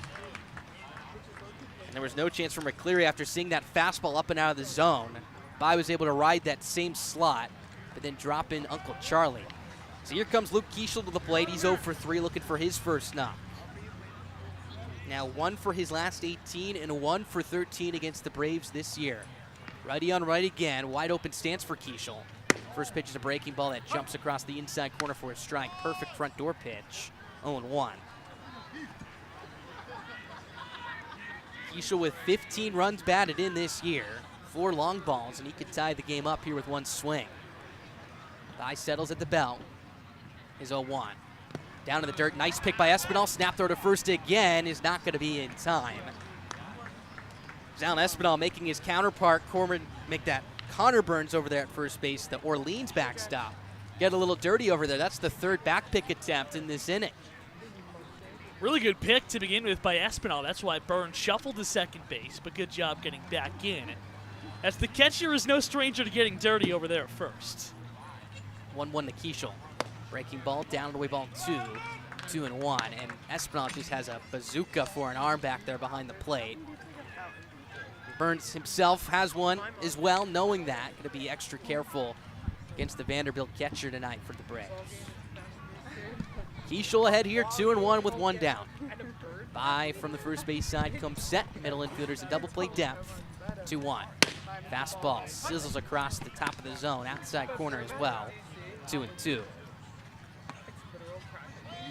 For By looking to piece together what would be his 9th scoreless outing of the year and what's his 10th appearance of the season. Has allowed 1 run in just 1. 2-2. Upstairs ball 3. The count runs full. Keishel has been better here at Eldredge Park than he has on the road. 299 here at home. Both of his home runs make that half of his home runs. 2 of them coming here as well in the home whites. Burns takes his lead from first after the strange broken bat single that got past the third baseman and Hensler to open up the inning. This will be pitch number 27 for Bye. 17 of the first 26 have been for strikes. He kicks and fires. Here's his 3-2. Make that a snap throw over to first base. Back in safely with the dive goes Burns. Burns not going anywhere. Doesn't have a stolen base attempt on the season. The catcher for Orleans. So the focus has to be on Keishel, a guy who can no doubt burn you and tie this ball game. Here's Bye's 3-2. Swinging a bounding ball down the third base line and foul. Well out of Hensler's reach. Count stays at 3-2. So a good battle here from Keishel. And it's been about 3 or 4 particular at-bats that have been long tonight. We saw the Nelson Taylor 9-pitch at-bat, which resulted in a home run. Isaac Humphreys 10-pitch walk in the 6th. And now another lengthy plate appearance here, this time by Keishel. Every other hitter, it seemed, has been very aggressive, finding their result on the first 1, 2, if not 3 pitches. Count still full here. Burns takes his lead from first. 3-2 again. Breaking ball on the outside corner for strike 3. A perfect spot on the outer black. Keishel thought it was ball 4. Took about 3 or 4 steps towards first. Squatted down in frustration. But a huge punch out for Bye, his second of the inning and second of the night. There's 2 down now for J.D. Urso. Really big punch out there. Orleans fans didn't like it, but it's been a really low strike zone all night tonight. That one just clipped the corner. A really big second out. J.D. Urso's been having a good night tonight, 2 for 3 with 2 singles in his last 2 plate appearances. Righty on right again, Bye's first pitch. Breaking ball just a little bit low. 1-0 the count.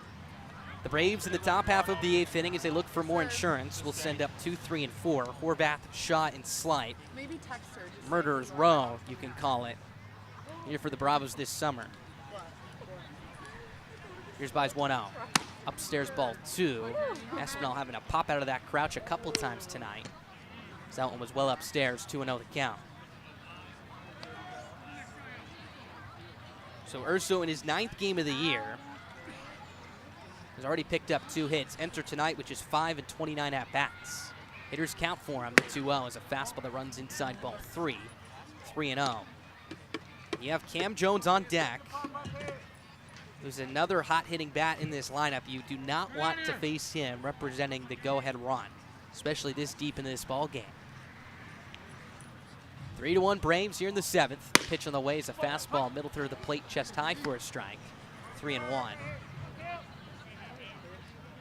And after that, you have Isaac Humphrey in the cleanup spot, who's already extended his on-base streak to 24 games now, as him and Evan Slight play tag at the top of those leaderboards. 3-1 is a swing and a comebacker right past the mound. Fielding towards his right is Horvath. He circles around it and takes it to the second base bag unassisted, as that will retire the side. So despite the leadoff single, Cameron Bye is able to settle down and get McCleary, Keishel, and Urso in order to retire the side. Top of the 8th coming up. Braves lead it 3-1. 2021 was a historic season for the Bourne Braves. The Bravos captured the President's Trophy, given to the team with the best regular season record, and rode early success to the West Division title and a trip to the Cape Cod League Championship Series. Now in 2022, the Braves are back and look to replicate the success from a season ago without many of the faces that got them there. It's a whole new season of Bourne Braves baseball. Check out the full schedule on bournebraves.org and come join the party at Doran Park. The Bourne Braves have enjoyed a long history of offering internships to college students who have worked in a myriad of capacities and performed any number of duties for the organization. Interns support everything from public relations, fundraising and concessions, to field maintenance, internet broadcasting, and baseball operations. The Braves will begin accepting applications for the 2023 season in September. Those interested should visit bournebraves.org. What's better than a summer night? A summer night with the Bourne Braves. Braves lead it 3-1 as we begin the top half of the 8th inning back at Eldredge Park in Orleans with Max Danzer. I'm Calvin Cristoforo. The Braves grabbed the lead in this ball game right off the jump. A solo home run by Nelson Taylor, the Bravos' leadoff batter tonight. Orleans countered with an RBI single by the catcher Connor Burns in the second. But then the Braves scored a run in the fourth and an unearned run in the seventh to take the 3-1 lead and now to the top of the 8th. The Bravos look for some more insurance here in the late innings. They'll send 2-3-4 to the plate. Here against Tommy Hopfe, the two-way right-hander. He's the only 3 that did not face Hopfe in that 7th inning, who caught a couple of tough breaks. It's not going to be easier here with 2, 3, and 4 due up. His first pitch to Horvath. Slider in there at the knees for strike 1. Hopfe allowed that unearned run in the 7th inning on a bounding ball down to third base off the bat of Espinal. The 0-1 downstairs, 1-1. Horvath on the night, 1 for 3 with a single back in the first. The 1-1. Slider catches his own, strike 2. What was a really big crowd tonight on a perfect night for baseball has thinned out a bit, but still a big conglomerate on the hill down the right field line. The 1-2. Smoke down to the third baseman in Metzdorf, who plays it on a bounce and throws over to first, but it's not in time. It pulls the first baseman Jones off the bag, and Mac Horvath is on, which will most likely be called an infield single to begin this inning.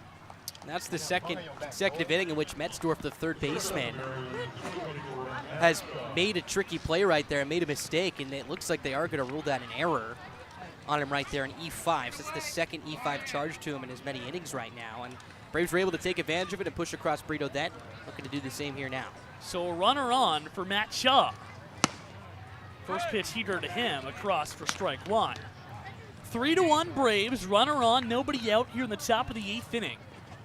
The Bravos looking to continue to take advantage of a really weak part of their schedule and get a win against the Firebirds ball club, 5 games under 500.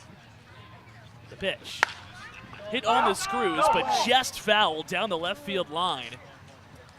Just about 6 inches to the left of that third base bag, and the count will go to 0-2. And Orleans has approached Shaw really well tonight because his power alley's towards right center field, and they've been doing a good job getting in on his hands. He was able to serve a single through the 6th hole in the 4th. That one right there in off the plate. Tried to keep his hands inside it. Just hit it off the label down that foul line. So Shaw looking to prevent going down on strikes for the first time tonight. Check in on Horvath, he's back in safely. Shaw, the reigning Cape Cod League Player of the Week. He slugged 1,000 last week. It's pretty good. Yeah, it's averaging a double per plate appearance. The 0-2. Just missed on a heater, down and away, ball 1. Shaw on the night singled and scored back in the 4th. In the process, stole his 19th base of the season.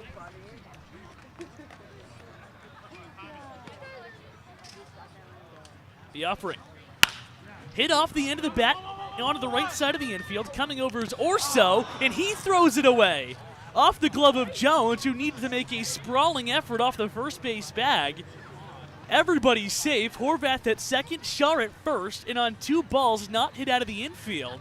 Too bad Orleans throws, puts the first 2 runners on the bases here in the top of the 8th inning, and that one is going to be given a hit to Matt Shaw. You got to give him a hit right there. I think there's a chance he beats it out even if the first baseman and Jones holds on to it right here. The second baseman Urso was shifting well up the middle in double play depth, so he had to cover a lot of ground to just get to this one. We talked about it in his last plate appearance. Shaw hustles every single time, his tremendous speed, and they will give him a hit, his second of the night. So here is Evan Slight, who already has an RBI single on his ledger tonight. Hoppe's first pitch. Below the zone, ball 1. Horvath started this inning, reaching on an error by the third baseman Metzdorf. Shaw singled in the infield to the right side. Braves with a big-time opportunity for some insurance late in this game. 3-1 Bravos, 2 on, nobody out here in the top half of the 8th inning. The pitch to Slight. Big rip and a miss on a fastball for strike 1.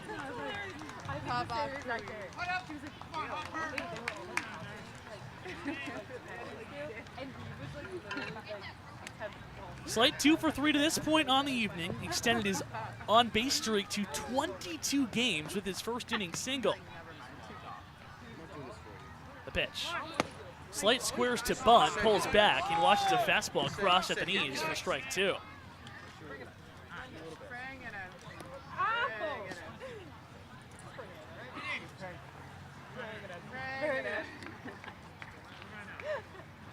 One and two the count, 2 on, nobody out here in the top of the 8th inning. Bravo's ahead 3-1. The pitch. Swing and a miss. He got him on a nasty slider on the outer part of the zone. 4 strike 3. So after Hopfe was dealt a bad hand to begin this inning, he puts luck back in his own hands and punches out Slight for the first out of this frame. Yeah, he's caught a couple of tough breaks. Both the balls put in play have not been hit hard at all off the bat of Horvath and Shaw. Just a couple of defensive miscues and some tough luck on BABIP. But he does it himself right there, pulling the slider out of the back pocket to get Slight. So now here's Chris Brito with 2 on and 1 out. First pitch, slider down and away. Ball 1. Brito smoked a single through the left side of the infield his last at-bat. Ended up scoring the Braves' 3rd run of the game in the 7th inning. Looking to do some more damage here at Eldredge Park. The 1-0. Swing in a scorching ball out to left center field. Keishel's on his horse. He can't get it. It's over his head, and it's going to roll to the wall out at the 434. Coming home to score is Horvath. Shaw right behind him. It's a ground rule double, they're going to call it, as it sneaks under the fence out in center. Brito's into second, and Shaw's going to have to go back to third. What a tough break for the Braves, as that ball was absolutely pelted out to center field. Shaw would have scored standing up, no problem. But as it sneaks under the wall, the Braves are only granted 2 bases, and runners are now at second and third, with 1 run coming home on the play on what was a laser beam double, a home run, probably at 9 of the 10 ballparks on the Cape. That ball was absolutely punished as Brito adds to his league-leading total in doubles. That's now number 12 for him on the year. And you said it, this one was not just out at most ballparks. The most impressive part is that it was on a line. And Keischel, the center fielder, made a good effort, got twisted around out there to start to slice over his head. But my goodness, that may be the hardest ball we've seen hit by Brito this year. We got to get the exit velocity on that line drive by Chris Brito. He stands on second, 1 run in, and Hensler's up with runners on second and third. Swinging a foul ball back to the screen on the first pitch. Orleans brings the infield in. They cannot afford another run to cross home plate. 4-1 Braves, runners on second and third.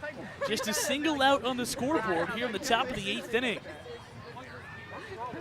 Hensler on the night, he's been quiet, 0 for 2 with a couple of strikeouts. The pitch. Swinging a ground ball hit right at the shortstop, the front of the plate, and Shaw is out. McCleary, the shortstop, fielded it on a ball hit right at him. The contact play was on. Shaw came steaming home, but McCleary, the Orleans shortstop, put it on the money to retire the Braves infielder, as that's the second out of the frame, and it's made at home plate. And a really good play by McCleary. He knew he had to move quickly, with Shaw running down that third base line in his speed.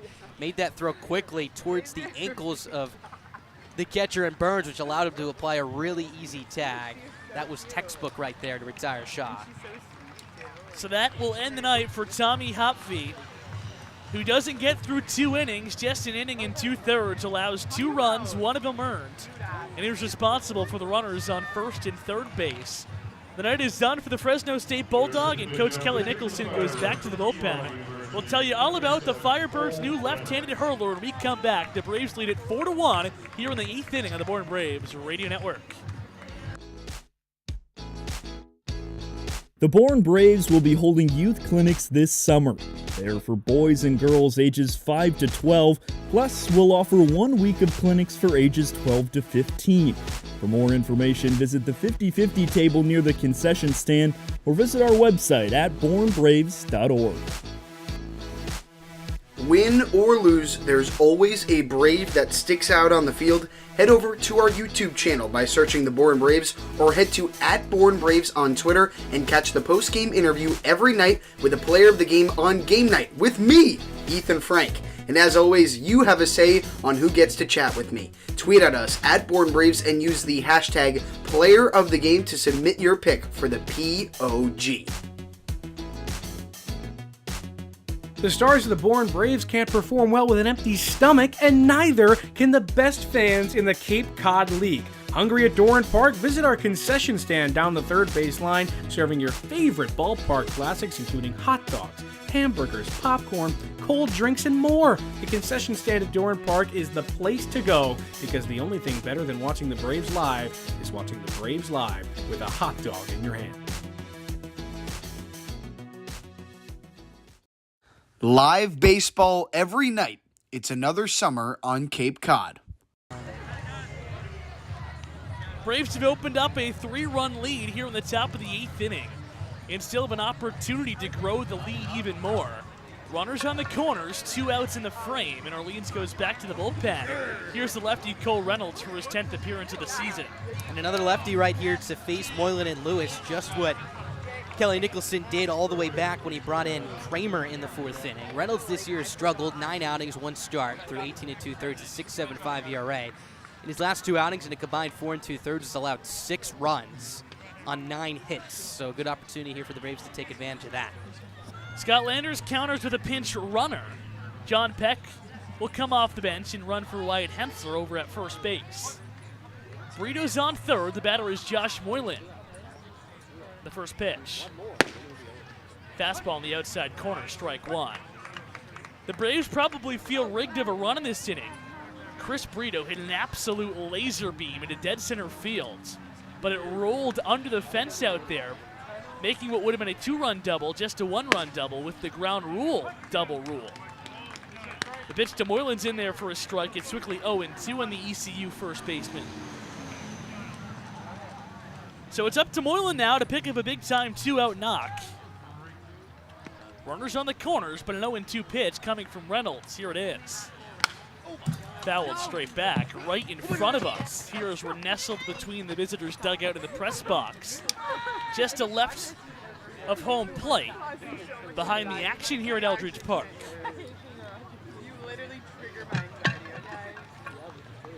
Hensler reached on a fielder's choice when Matt Shaw tried to score from third, and a ground ball hit right at the shortstop McCleary, who is drawn in.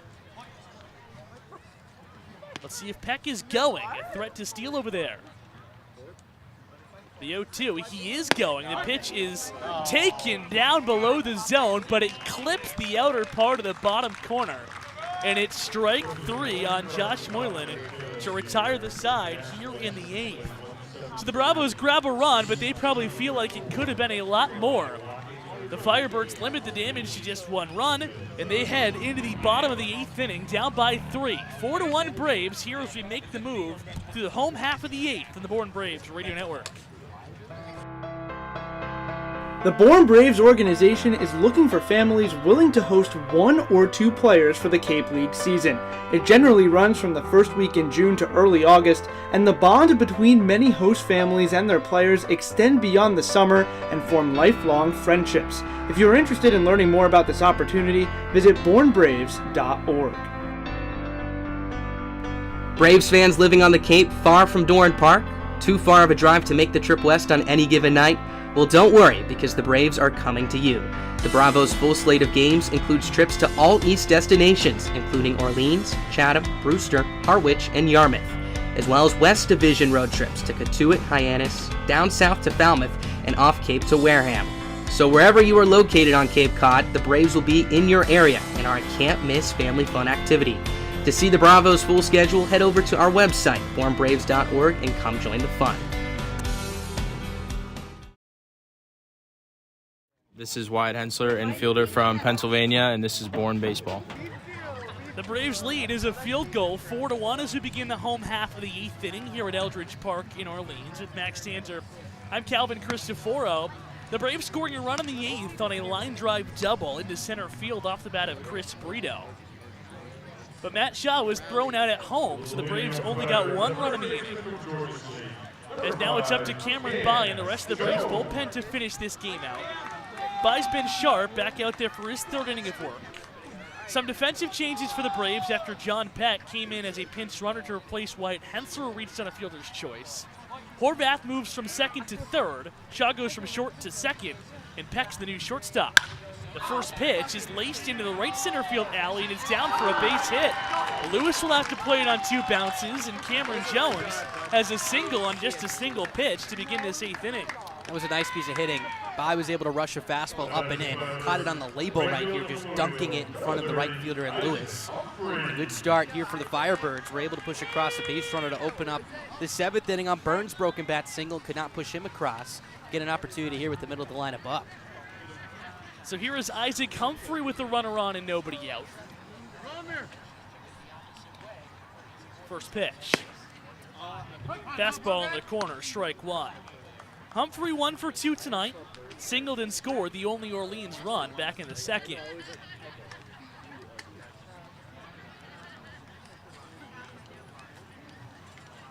Via 1. Just off the outer black, 1-1. Yours is finally.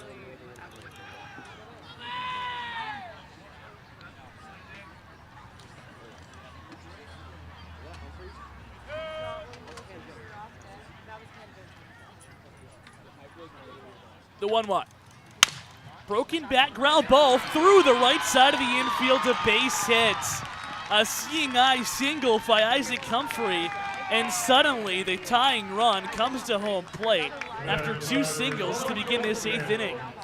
That's a tough break for Bai. First pitch was a sawed-off looper to right field. The second one, a broken back ground ball that was just past the diving outstretched glove in Moylan.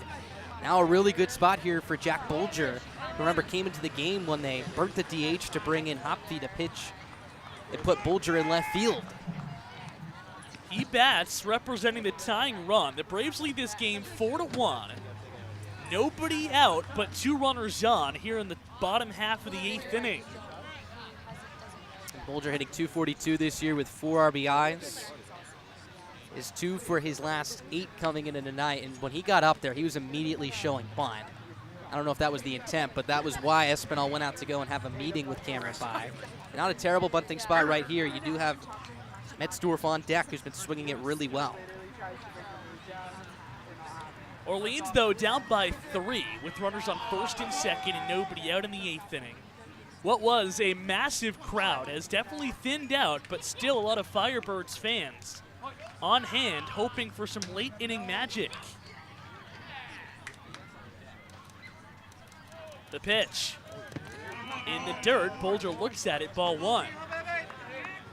And if you go back to last night's game against Chatham, Orleans trailed 2-1 at the bottom of the 8th inning, was able to put up a 4th spot. Of course, down 4-1 here, but a 4th spot would give them the lead. So they're used to these moments, especially down the stretch with the playoff spot on the line.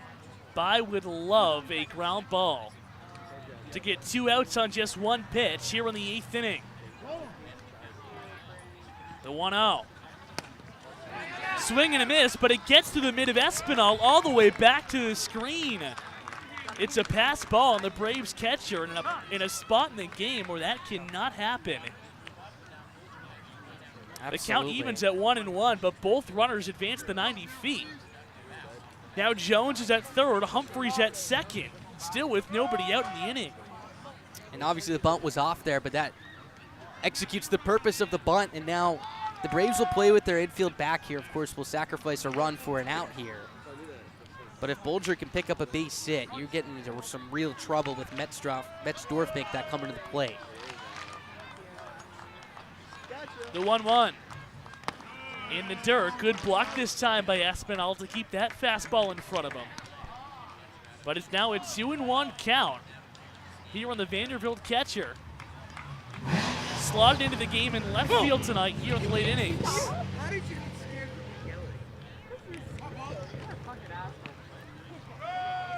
2-1 is the count. Here to Bolger. Runners on 2nd and 3rd. The pitch. Swinging a hard-hit ground ball, but right to Peck, the shortstop. He fields and makes the easy toss over to first. Jones comes home to score, but the Braves will trade and out for a run. It's a 4-2 ball game here with one out and a runner on third base, now in the bottom of the 8th inning.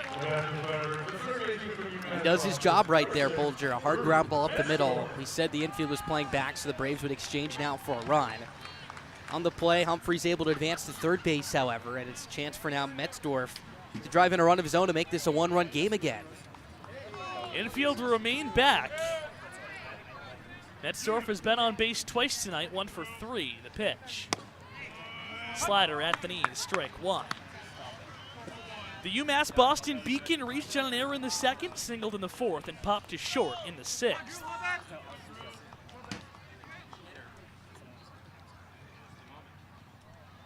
The 0-1. Slider in the dirt. Espinal blocks it and keeps it in front of him. 1-1. Metzdorf, a local product, a native of Falmouth, getting the call to the Cape for the first time this summer after hitting up near .350 this season for UMass Boston.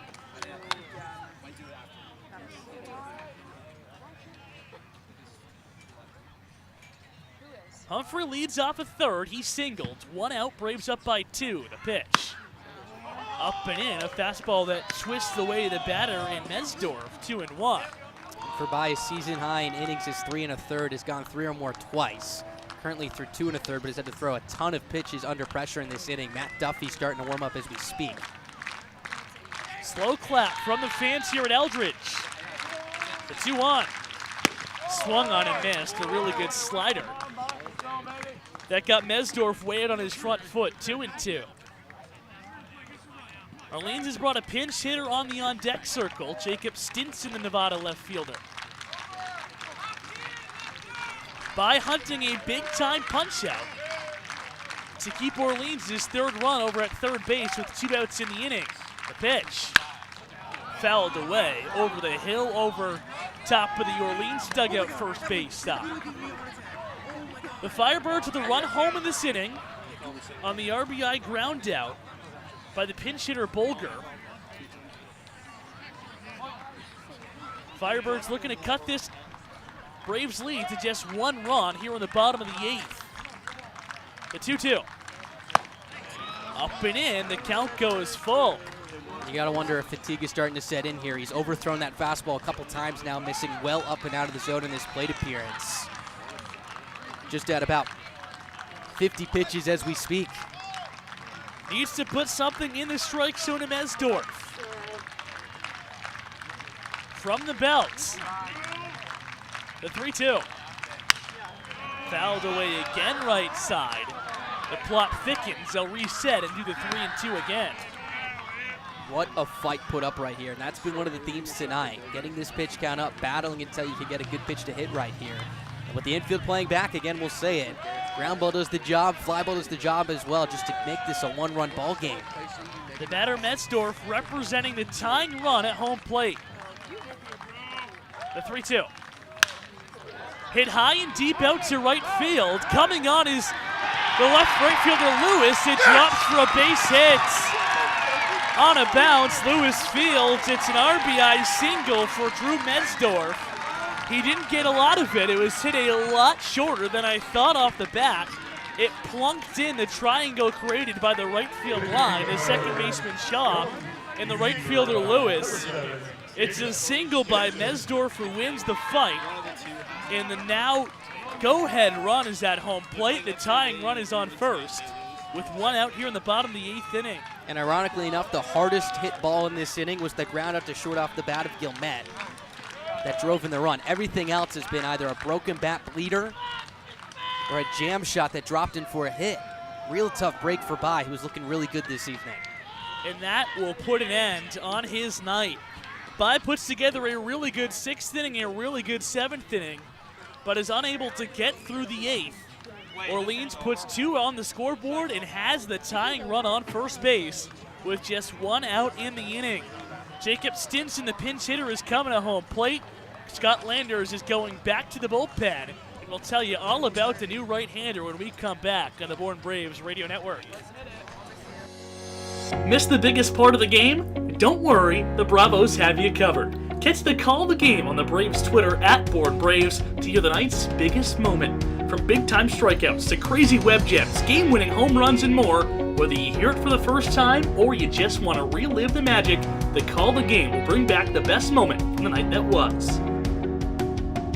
Free! It's a word you don't hear often, but it's the only word in the Cape Cod League. Every single game on the Cape is free, which means you can bring the entire family, extended family, and the extended family for no charge at Doran Park or to any other game on the Cape. Catch the best collegiate summer league in the nation for absolutely no charge all summer long.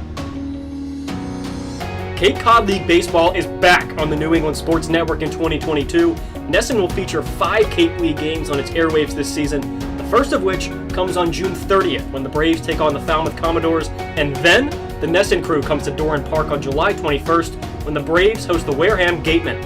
All Cape League games on NESN start at 7, and the station will also feature the league's All-Star Game. It's the best summer baseball in the nation, and it's live on the same station as the Boston Red Sox all summer long. Now back to Bourne Braves baseball. This game is getting tight really late here at Eldredge Park in Orleans. The Braves entered the bottom of this 8th inning with a comfortable 4-1 lead. But after 3 Firebird singles, it's just a 1-run contest. 4-3, 1 out, 1 on.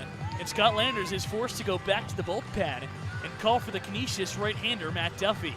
And he's been good this year. This will be his 3rd outing through 4 1/3 of an innings. Work has yet to allow a run. Against the Gatemen back on the 21st last week, 3 innings, no runs, 1 hit. 1 walk, 2 strikeouts, was granted the win. So he'll look to get out of this inning unscathed right here and keep this a 1-run game. As for Orleans, the motivation up there now. Chatham up on Katuitt in the bottom of the 6th inning over there at Veterans Field. And they have a 3-point lead for them for that playoff spot in the Eastern Division. So with a Chatham win and a Firebirds loss, that drops to a 1-point lead for them. So they need this game. A lot on the line for the Firebirds tonight.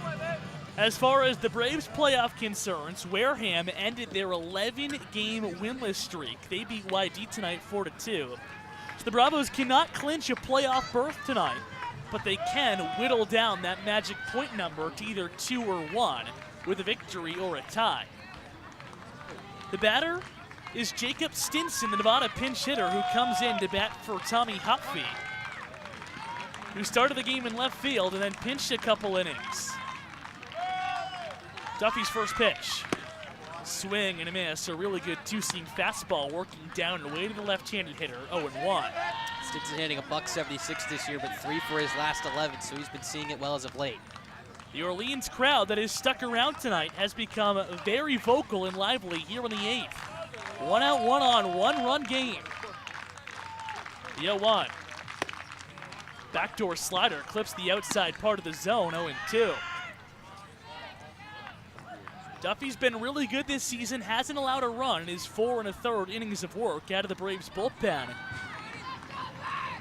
Looking to prevent an inherited runner from scoring here in the 8th. The 0-2. Swing and a miss. He got him on a sinking fastball down and away. And on 3 pitches, Matt Duffy comes out of the Braves bullpen throwing BBs and retires the pinch hitter Stinson. And he picks up right where he left off his last time out. 3 pitches, 3 strikes, and that's the type of statement you want to make out of the pen, especially after the Firebirds have been rallying here and catching a ton of breaks. So now it's up to Connor Burns, who's really struggled against everyone in the Cape this season, not named the Bourne Braves. 4 of his 8 hits on the year have been against the Bravos, including a 2-for-3 night this evening. Duffy will take a look on Metzdorf, the runner at first base. He's back in with a head-first slot. And now that run that was taken away on the ground rule double from Brito is that much more important for the Braves, holding on to a 1-run lead as we speak. That was on a ball that rolled under the center field fence, preventing Matt Shaw to score from first base. The first pitch to Burns. Fastball at the knees for strike 1. So Duffy is pinpointing his pitches right now, 4 straight dots to begin his outing. Orleans trying to get Metzdorf in from first to tie this game in the bottom of the 8th inning. The 0-1. Below the zone, 1-1. Cameron Jones started this inning with a line drive single into right field. Humphrey rolled one over, and it found a home in right field for a single. The runners advanced on a wild pitch, and then a fielder's choice and a bloop single scored both of them. The 1-1. Upstairs, 2-1. He's nibbling right here on Burns, but you got to attack him. We know he's been swinging it well tonight, but has struggled in all this season. You don't want to give McCleary another chance to flip the lineup over. 2-1 the pitch. 2 outs, 1 on, 1-run game. Swing and a foul back to the screen. Braves in the top of the ninth, looking for some more insurance. We'll have Lewis, Espinal, and Taylor 8-9-1 due in the Bravos order. Could possibly see a pinch hitter for Espinal to begin that inning. Duffy's goal is to get the Bravos to the ninth, up by a run. Looking for back-to-back strikeouts out of the bullpen. From the belt, his 2-2 to Burns. Hit high, but not very deep in a shallow center field. Taylor's coming on, and he makes the two-handed head-high catch to retire the side in the 8th inning. So the Braves get out of the inning still with the lead, but not before the Firebirds push 2 across home plate and make this game all the more interesting. 2 runs on 3 hits for the Birds in the inning. They leave a runner on first base as we head to the 9th. 4-3, the Braves lead it on the Born Braves Radio Network. You know what Pete Alonso, Kevin Youkilis, and Lou Merloni all have in common? Go ahead, take a guess. Yeah, that's right. They're all former Born Braves. The list of famous Bravo alumni is lengthy and it's growing fast. Take 2021 Major League Baseball first overall pick, Henry Davis, for example. He was on the Cape just 3 summers ago, back in 2019. So make sure you don't miss out on watching the future stars of tomorrow today. Admission to all games at Doran Park and around the Cape Cod League is free. For the full Braves schedule, head to the Bravos team website, bornbraves.org. Did you know it takes $150,000 to field the Braves every summer?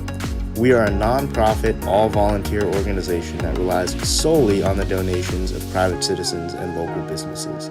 The Born Braves are a 501c organization, and all donations are tax deductible.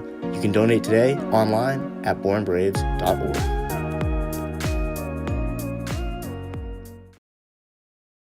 This is Nigel Belgrave, pitcher from the University of Maryland. This is Born Braves Baseball.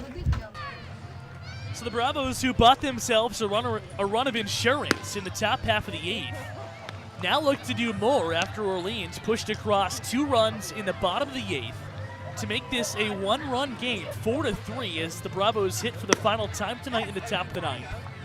Kelly Nicholson goes back to the bullpen. It's Ryan Baressa, the right-hander from South Dakota State. This will be his 6th outing of the year, 1-0 record with a 3.6 ERA, 9 strikeouts to 2 walks through 5 innings of work. So he's going to induce that swing and miss. In fact, in all 5 of his outings, he has struck out at least 1 batter and has had multi-punch-out games as well in 3 of the 5. I'll give you a softball here. South Dakota State mascot.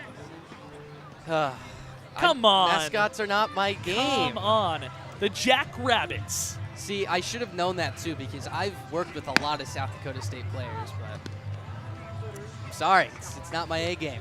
Well, the Jackrabbit in Baressa looks to keep the Bravos at bay.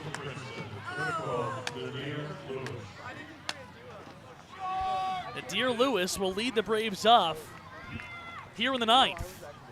Lewis, in his Braves offensive debut, 0 for 3 to this point. Couple of strikeouts swinging, a hard hit ground out to first. Looks to get the ball rolling for the Braves here in the top half of the 9th. The first pitch. Swung on in a sky-high pop-up, foul back. It'll get out of play into foul territory right behind us as we're tucked in between the press box and the Braves' third base dugout. So cue the face jumpers, cue the run of kids coming over to get that foul ball right behind us as the count goes to 0-1. here on the Princeton outfielder, Lewis. The 0-1. Swing and a miss. He was nowhere near a slider. Guessing fastball all the way and guessed wrong. A big whiff and a miss, 0-2.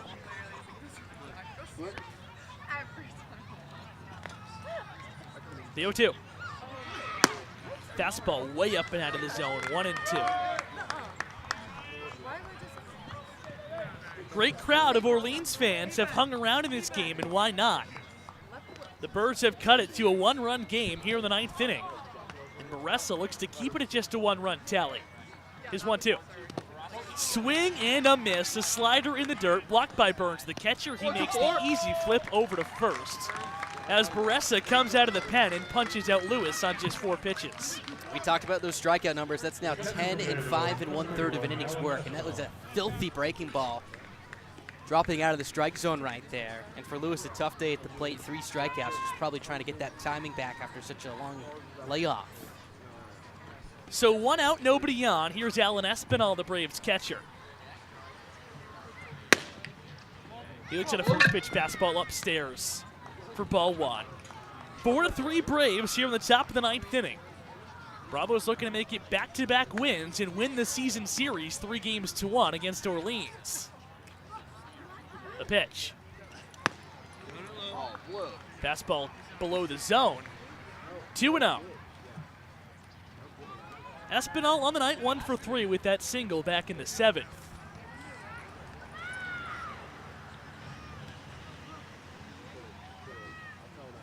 Two up.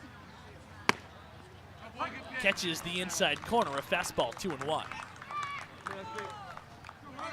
Nelson Taylor, who broke open the scoring for the Braves with a solo home run to lead off the game in the 1st inning, waits on deck.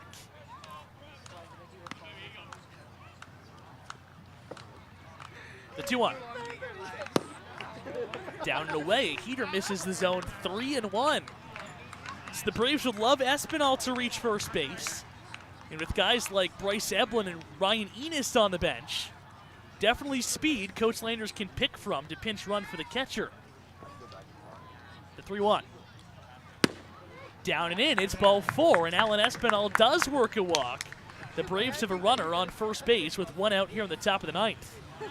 That's a good opportunity to take advantage of Barassa right here, who has not walked a lot of hitters, 2 and 5 innings. And you flip over the lineup now for a 5th time tonight. Nelson Taylor, who homered back in the 1st inning, a chance to get a couple of those runs back. Taylor, in his Braves debut, started his campaign off with a bang. A solo home run in the 1st, has since gone 0 for 3. He squares to bunt and gets it down, but foul behind home plate, as he is squared to bunt now in the first pitch of all 5 of his at-bats. That's the first time he's actually made contact, but it's wide at the 3rd baseline for strike 1. He has a ton of speed, so why not? 27 stolen bases at Polk State this spring. Espinal at first base, running for himself.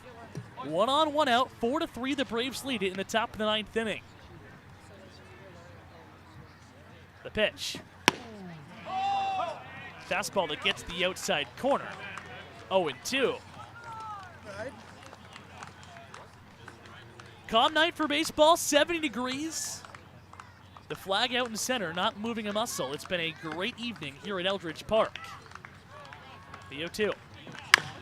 Slapped down to first base, but foul.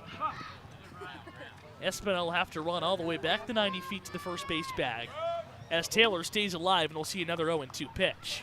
And that breaking ball has been the bread and butter for him tonight. A ton of off-balance swings. We saw Lewis swing and miss for strike 3 on that one. Taylor well out in front, just spoiling it foul.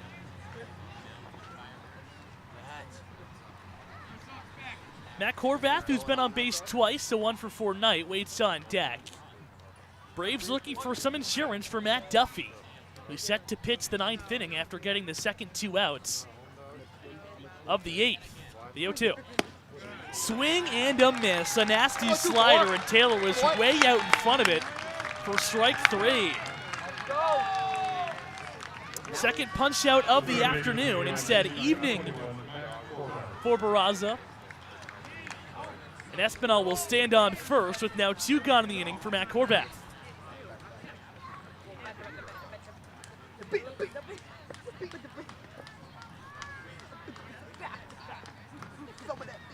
First pitch. At the ankles, a fastball down low for ball 1. Braves looking to extend their lead in third place on Falmouth. The Door squad behind late to Harwich in the 8th inning. The pitch. Broken bat looper over the third baseman Mesdorf's head into left field, a base hit. Espinal trying to go first to third. The head first slide is not in time. The throw beats him, and he is punched out at third base.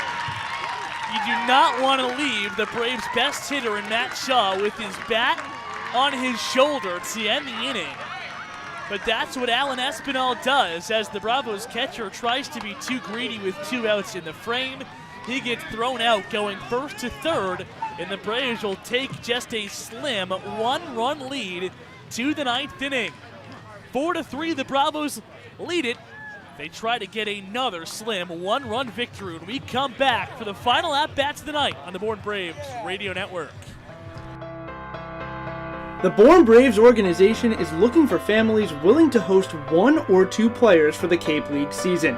It generally runs from the first week in June to early August, and the bond between many host families and their players extend beyond the summer and form lifelong friendships. If you're interested in learning more about this opportunity, visit bornbraves.org. Braves fans living on the Cape far from Doran Park? Too far of a drive to make the trip west on any given night? Well, don't worry, because the Braves are coming to you. The Bravos' full slate of games includes trips to all East destinations, including Orleans, Chatham, Brewster, Harwich, and Yarmouth, as well as West Division road trips to Cotuit, Hyannis, down south to Falmouth, and off Cape to Wareham. So wherever you are located on Cape Cod, the Braves will be in your area and are a can't-miss family fun activity. To see the Bravos' full schedule, head over to our website, bornbraves.org, and come join the fun. This one is going down to the wire. Now back to Born Braves baseball. It's going down to the wire tonight at Eldredge Park in Orleans. The Braves clinging to just a slim 4-3 lead after Alan Espinal was thrown out trying to go first to third on a Matt Horvath single with 2 outs in the inning. So it's up to Matt Duffy to get a big-time save up by just a single run of the 9th. He got the last 2 outs of the 8th inning. It'll face 9-1 and 2. McCleary, Keishel, and Urso here to finish the game in the 9th. And this at-bat against McCleary is a huge one. You cannot allow him to reach. Pitching tonight for the Braves has limited him to an 0-3 start. But you cannot send up Keishel, Urso, and Jones with runners on base. An opportunity to tie this game up, if not win the ball game. Especially with that short 300-foot porch out in left field. Duffy working from the wind, his first pitch to McCleary. Slider down and away, ball 1. Duffy's been perfect. 5 innings, not allowing a run. Just 1 hit allowed on his short time with the Braves this summer. The 1-0. Popped up into the infield. Here comes Brito, the new first baseman. Instead, it's Espinal, and he drops the pop-up. Didn't get his back, completely turned to the diamond. Caught it off the heel of his glove, and it fell harmlessly to the grass in front of the Orleans dugout on the first base side. What a break for the Firebirds. And if you're Nick McCleary, catch your breath. You've been just awarded a second life. And it's been a couple of tough innings here for Espinal. We saw a pass ball. He ran into an out at third to leave Matt Shaw with his bat on his shoulders, and then drops that pop-up, which would have been a big out number 1.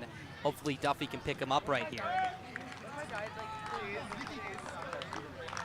So it's just a strike. Count goes to 1-1 here on the Arizona infielder. The pitch. Swinging a tapper foul off of McCleary in the box for strike 2. The Arizona infielder on the night 0 for 3. Pop to second, fly to left, and a strikeout looking on the ledger. Trying to get on to start the 9th inning for the top of the Orleans order, who looms on deck. Duffy hunting a big time out to begin the frame. The 1-2. Slider upstairs, 2-2. The positive here for the Braves is that Duffy, one, has been spectacular in his previous 2 outings, but 2, when he came out in the 8th inning, he was pounding strikes efficiently. 3 strikes to Hopfy to pick up the strikeout. Make that Stinson do the same here. From the line, the 2-2 pitch. Swing and a foul tip. Espinal just missed it off the tip of his glove. McCleary's been lucky in this at-bat. He hangs around again. The count remains 2-2. Chatham has opened up a 7-2 lead on Katuitt. So with the Anglers win and Orleans loss, the Firebirds are holding on to just a 1-point lead for the final playoff spot in the East. So this game is really big for the home club tonight. Duffy's 2-2. Swing and a miss. He got him on a slider through the front door, strike 3. What a big-time punch-out for Matt Duffy. This dude has just been nails in a Braves uniform, and one has gone quietly to begin the 9th. That was down and in, tying up McCleary and Knotts right there, picking up his catcher in Espinal, who couldn't catch the foul ball cleanly earlier. Now you get to face the top of the lineup with nobody on now. Huge, huge play. Keishel a threat to score when he's in the batter's box, though. 4 home runs, the Firebirds' active leader in long balls. The first pitch. Slider downstairs, ball 1. As far as the Braves' playoff outlook tonight, Wareham winners over YD, so the Bravos cannot clinch a playoff spot tonight. But Harwich up by 4 runs against Falmouth in the 9th. The Braves can pick up 2 points on the Commodores. The pitch. Tap foul in front of the Braves dugout. And Keishel has been held hitless tonight as well, struck out a couple of times. This will be the first time he faces Duffy this evening. The guy who's now 1 for his last 19, 1 for 14 against the Braves.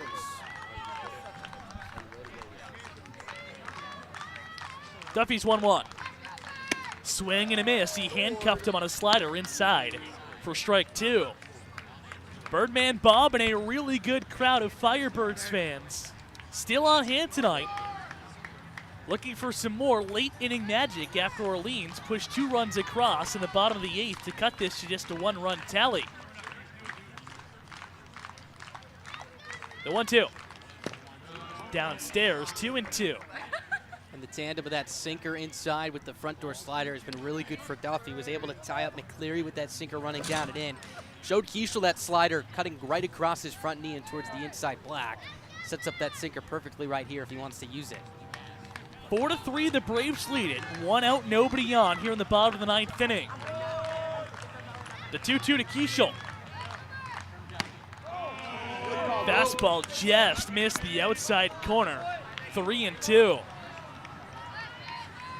JD Urso, who's had a pretty good night, 2 for 4 on the evening, waits on deck. Would love to hit with the tying run on first base and 1 out in the frame. The payoff. Inside, it came in and hit the batter. Keishel, and Orleans just get the tying run on base with 1 out in the bottom of the 9th inning. And the Braves have been good this year at holding on to small leads. Their bullpen has been a real strong suit. Have yet to get walked off this year, but he's going to have to be really careful with Urso here. A right-handed hitter with that 300-foot short porch down the left field line. But the positive for Duffy, again, with the sink on his fastball, this is a really good double play opportunity, despite the fact that Urso runs well. Urso, like I said, 2 for 4 on the evening. The Division II pride of UTampa. First pitch. Slider below the zone, ball 1. 4-3, the Braves lead it here in the bottom of the 9th. The Bravos have not trailed after they started this game with an Nelson Taylor solo home run. Orleans with a tying run on base here in the bottom of the 9th inning. The 1-0. Fastball at the belt, 1-1. Urso, a guy who plays under his dad at UTampa. His hitting has vastly improved during his time with the Spartans. Up 90 points since his freshman year. Check over on Keishel, who's back in with a head-first slide safely over at first base. Keishel was caught leaning a little bit over there. That was a much closer play. than I'm sure Kelly Nicholson would have liked. Kiesel a threat to go, 5 for 8 stealing bases. That's the most in the Orleans lineup tonight.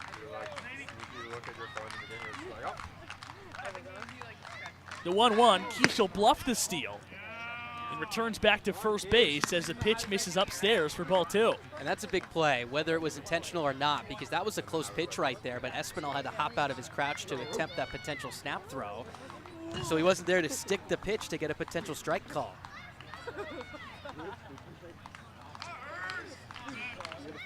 The 2-2. In there for a strike. Now the count will go to 2-2 here on Urso. A runner on first base. 1 out. 4-3 the Braves lead it in the bottom of the 9th inning. Looking to squeeze out back-to-back 4-3 wins on back-to-back nights. Matt Duffy sets at the Bourne logo on his chest. Steps off and looks back. Kiesel once again, who's safe over at first. Calm night. No wind. The flag in center field. Not gusting in the slightest. Duffy being really careful with Kiesel. Looks back at him again. And the future Arizona State Sun Devils back in safely again. Urso looking to add on to his already impressive line tonight. The 2-2. Upstairs, it hits off the glove of Espinal and rolls to the backstop. It's another pass ball on the Braves catcher.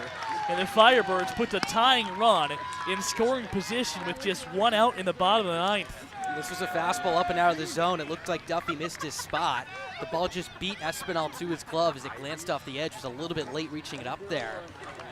That's a real big break. Base hit probably ties this game with Kiesel's speed. Still an opportunity to punch out Urso. 3-2 is the count on the Firebirds second baseman tonight. Big pitch. Espinal knows it. He'll go out and talk with his pitcher. Cam Jones waits on deck. The two-way Georgia State product who started the rally in the 8th inning for Orleans with a single into right field. Scored the first of 2 runs in that frame that brought this to a 4-3 tally, which is where we sit with a runner on second base and 1 gone in the bottom of the 9th inning.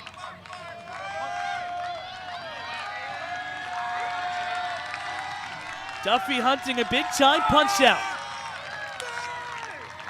The 3-2. Hit high into the infield. It's a pop-up. The third baseman, Horvath, gives way to the shortstop, Peck, who makes the one-handed hat-high catch for the second out of the inning. What a battle and what a victory there for Matt Duffy. 2 are gone for Cam Jones. And once again, another lengthy at-bat. You got to tip your cap to Urso. That was fighting off a ton of really tough pitches. And Duffy went back to the top of the zone and was able to induce a swing from Urso where he was underneath it. And now, Braves now away from holding on by their fingertips. The second consecutive night in which the tying run in the 9th inning has been in scoring position. 4-3, the Braves lead it. Tying run on second base, 2 outs in the bottom of the 9th. In a contest the Braves would love to get, but a game the Firebirds need to get. The first pitch to Jones. Fastball upstairs, ball 1. Orleans in danger of losing 2 points to Chatham, who is up on Katuitt by 5 runs in the middle innings at Veterans Field right now. As Orleans clings on to that final playoff spot in the East Division. The 1-0. Swinging a tapper foul right in front of the Orleans dugout. 1-1 to the batter, Jones. And this year, Orleans has struggled so much with runners in scoring position, hitting a .190. Jones himself came into tonight 4 for 12 in those spots, so he's been on the plus side compared to his teammates. So a good guy at the dish right here. A Firebirds team that broke a 6-game winless streak with a victory last night tries to prevent a loss here on the home field. The pitch is up and in, and it goes to 2-1 here on the right-handed swinging Jones. Duffy, the pitcher, has been nails. Quite the addition to the Braves bullpen late in this season. Looking for another dramatic out to end this game in the bottom of the 9th inning. 4-3, the Braves lead it. Tying run on second. The 2-1. Down and away, 3-1.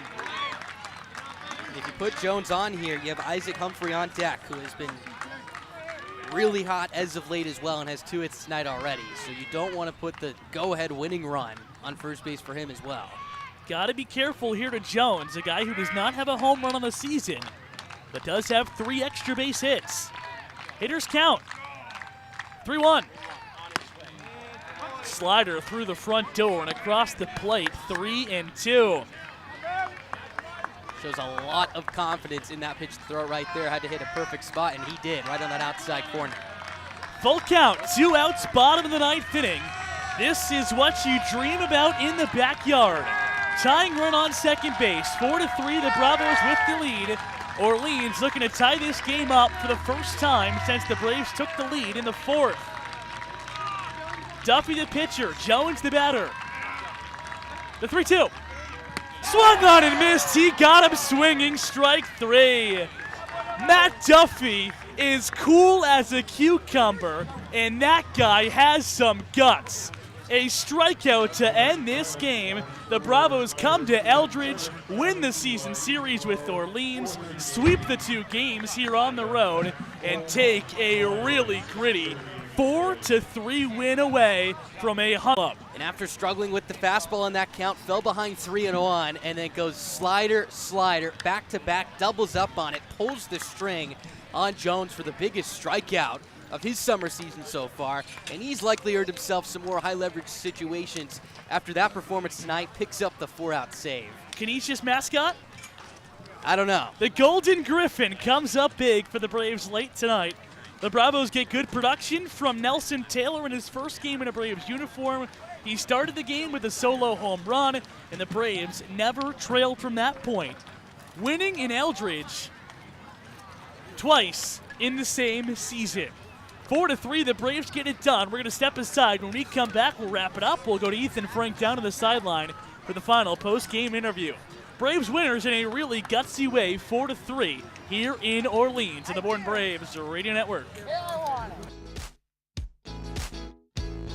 The Born Braves will be holding youth clinics this summer.